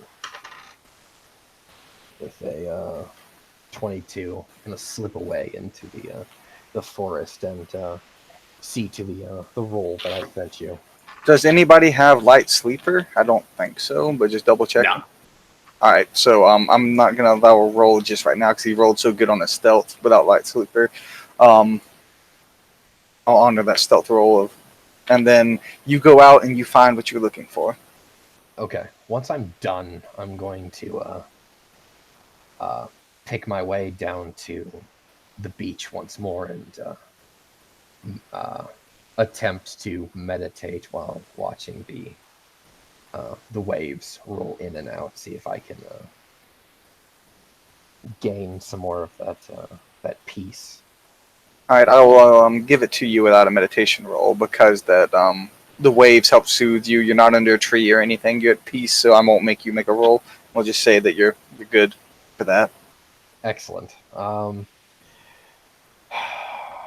I'll actually probably be out there for a good 3 hours. And I'm assuming I woke up probably just, it's still somewhat dark. It's the first blush of dawn.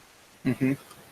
I'll stay out there until, like, I suppose the equivalent of like 8 o'clock, 8:30 in the morning. So there's good morning light out, and I'll make my way back. All right, and then for those of you keeping track of the days, the day has moved on to the 47th day, which is still 12 hours of light. So the light in the day has not changed. All right, and Yep. then with that, we'll end the session here with your soliloquies. As we'll start with you, Rockbeak, and we'll future. By the way, reference future sessions will be a little longer. I just want to kind of give Phil a chance to get back in before we go too much deeper into this. Basically, I've been just kind of imagining his character's been resting at camp the whole time as he's beat pretty bad. So, Yeah. Rockbeak, you go ahead and give your soliloquy. Yeah, I'm gonna get out of here one way or the other. Either my dead body's gonna litter the ground, or I'm gonna taste sweet freedom. I ain't gonna be a slave never again. Ain't gonna happen. Yeah, I'll end their trust, and then I'll fucking move into sleep. I don't fucking care. And if I can get a rebellion going, Resha will just bless me even more. So I just bide my time, tending my wounds. I mean, I owe them a lot. Yeah, they took my finger. I'm gonna take more than that. I'm gonna take all their lives. And then Kel, what is Kel thinking? As he's now rejuvenated, he's enjoying the tropical breeze, taking in the beautiful flowers, the sun, the dawn. He's finding that his situation is quite foul, but he's finding a positivity in the beauty of his prison. But he does, in fact, remind himself that a cage is a cage, no matter how gilded the thing might be. He kind of runs his fingers across the sharp edge of his stone dagger that he'd recently acquired. And his mind drifts back to that nightmare. He's not scared of that nightmare, more interested. He's been a sailor for more than a dozen cycles at this point, sailing in Cold Harbor, dealing with humans, dealing with the waters around the Cataclysite Isles. He's seen some, not all, but more willing to learn. He's not fond of sirens or that foul tongue that they speak, Fatashan. He kind of glowers at a pair of Typhon as he passes them. He mutters in more ghoulish, "I'll make myself a nice pair of boots. Possibly a nice belt to go along with it." His mind drifts back to his life of banditry as a brigand, and he remembers the whorehouses that he stayed in. I wonder if there's a whorehouse here. Gotta have some kind of pleasure in gambling and something of the like. A thief like me should find quite a bit of work spying on anyone else here. He stops and gazes into a puddle that reflects his handsome and golden visage, his mane of red hair. Yes. See what this place can give me before we all leave. I enjoy spending time with these three. Even after a fashion, the tree thing. He kind of shudders at it. What's wrong with his goddamn eyes? I should probably apologize. He thinks about the small girl that he's traveling with, thinking of her curves. I've never seen such a thing as her. And Rockbeak, oh, he's fantastic already. Yes. I can be useful to him and he can be useful to me. He should be called friend. The stage lights fade on him as he walks barefoot back into the camp. The stage lights will shift to another of our companions.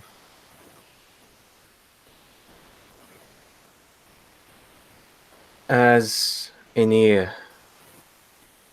melds and shifts back out of her trance for the night, it's just before the break of dawn.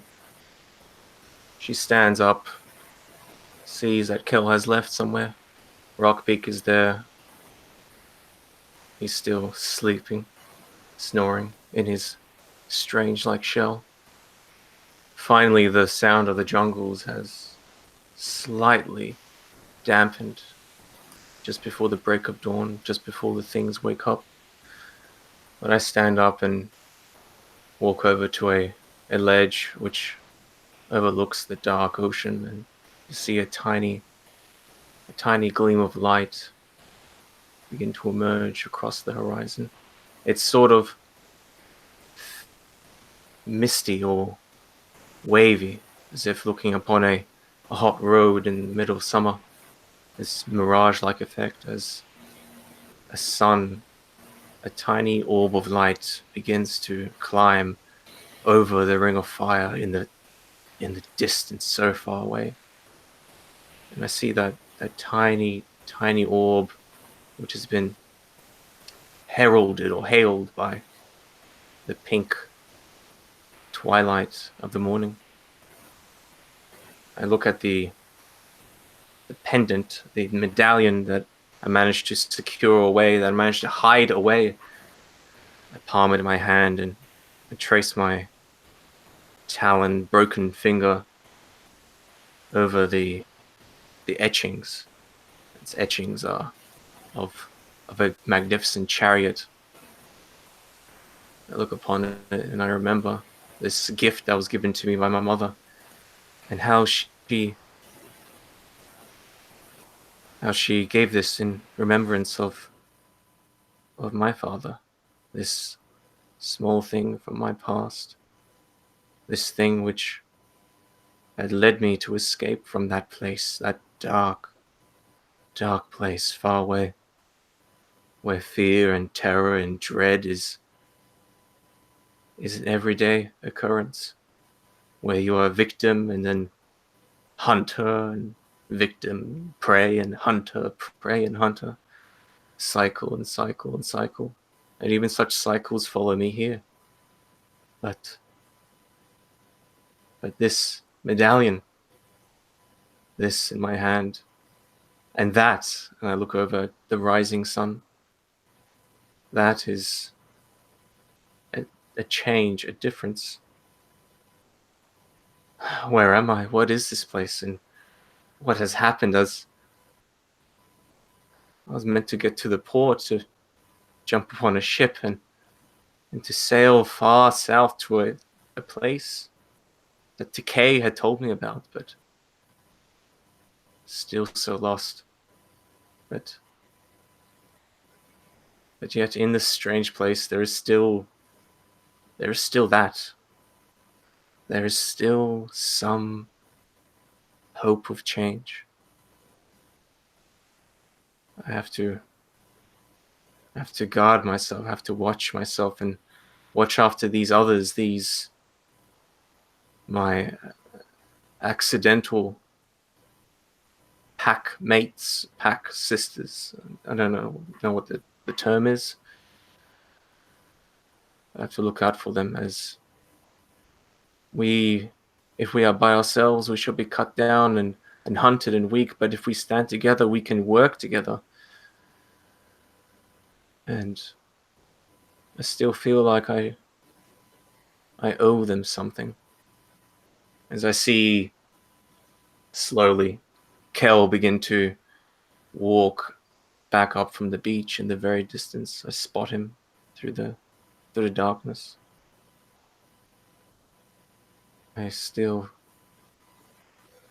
remember. My eyes sort of fall upon him and what his people mean to me. And I kind of touch the medallion slightly before I then turn back towards the sleeping Chthon and the orc. Let's get everyone up.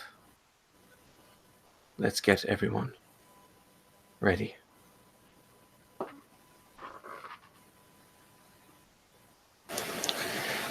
And with that, we will end it. Thank everybody for watching, and we will hopefully be back again next week around the same time. Yeah, man.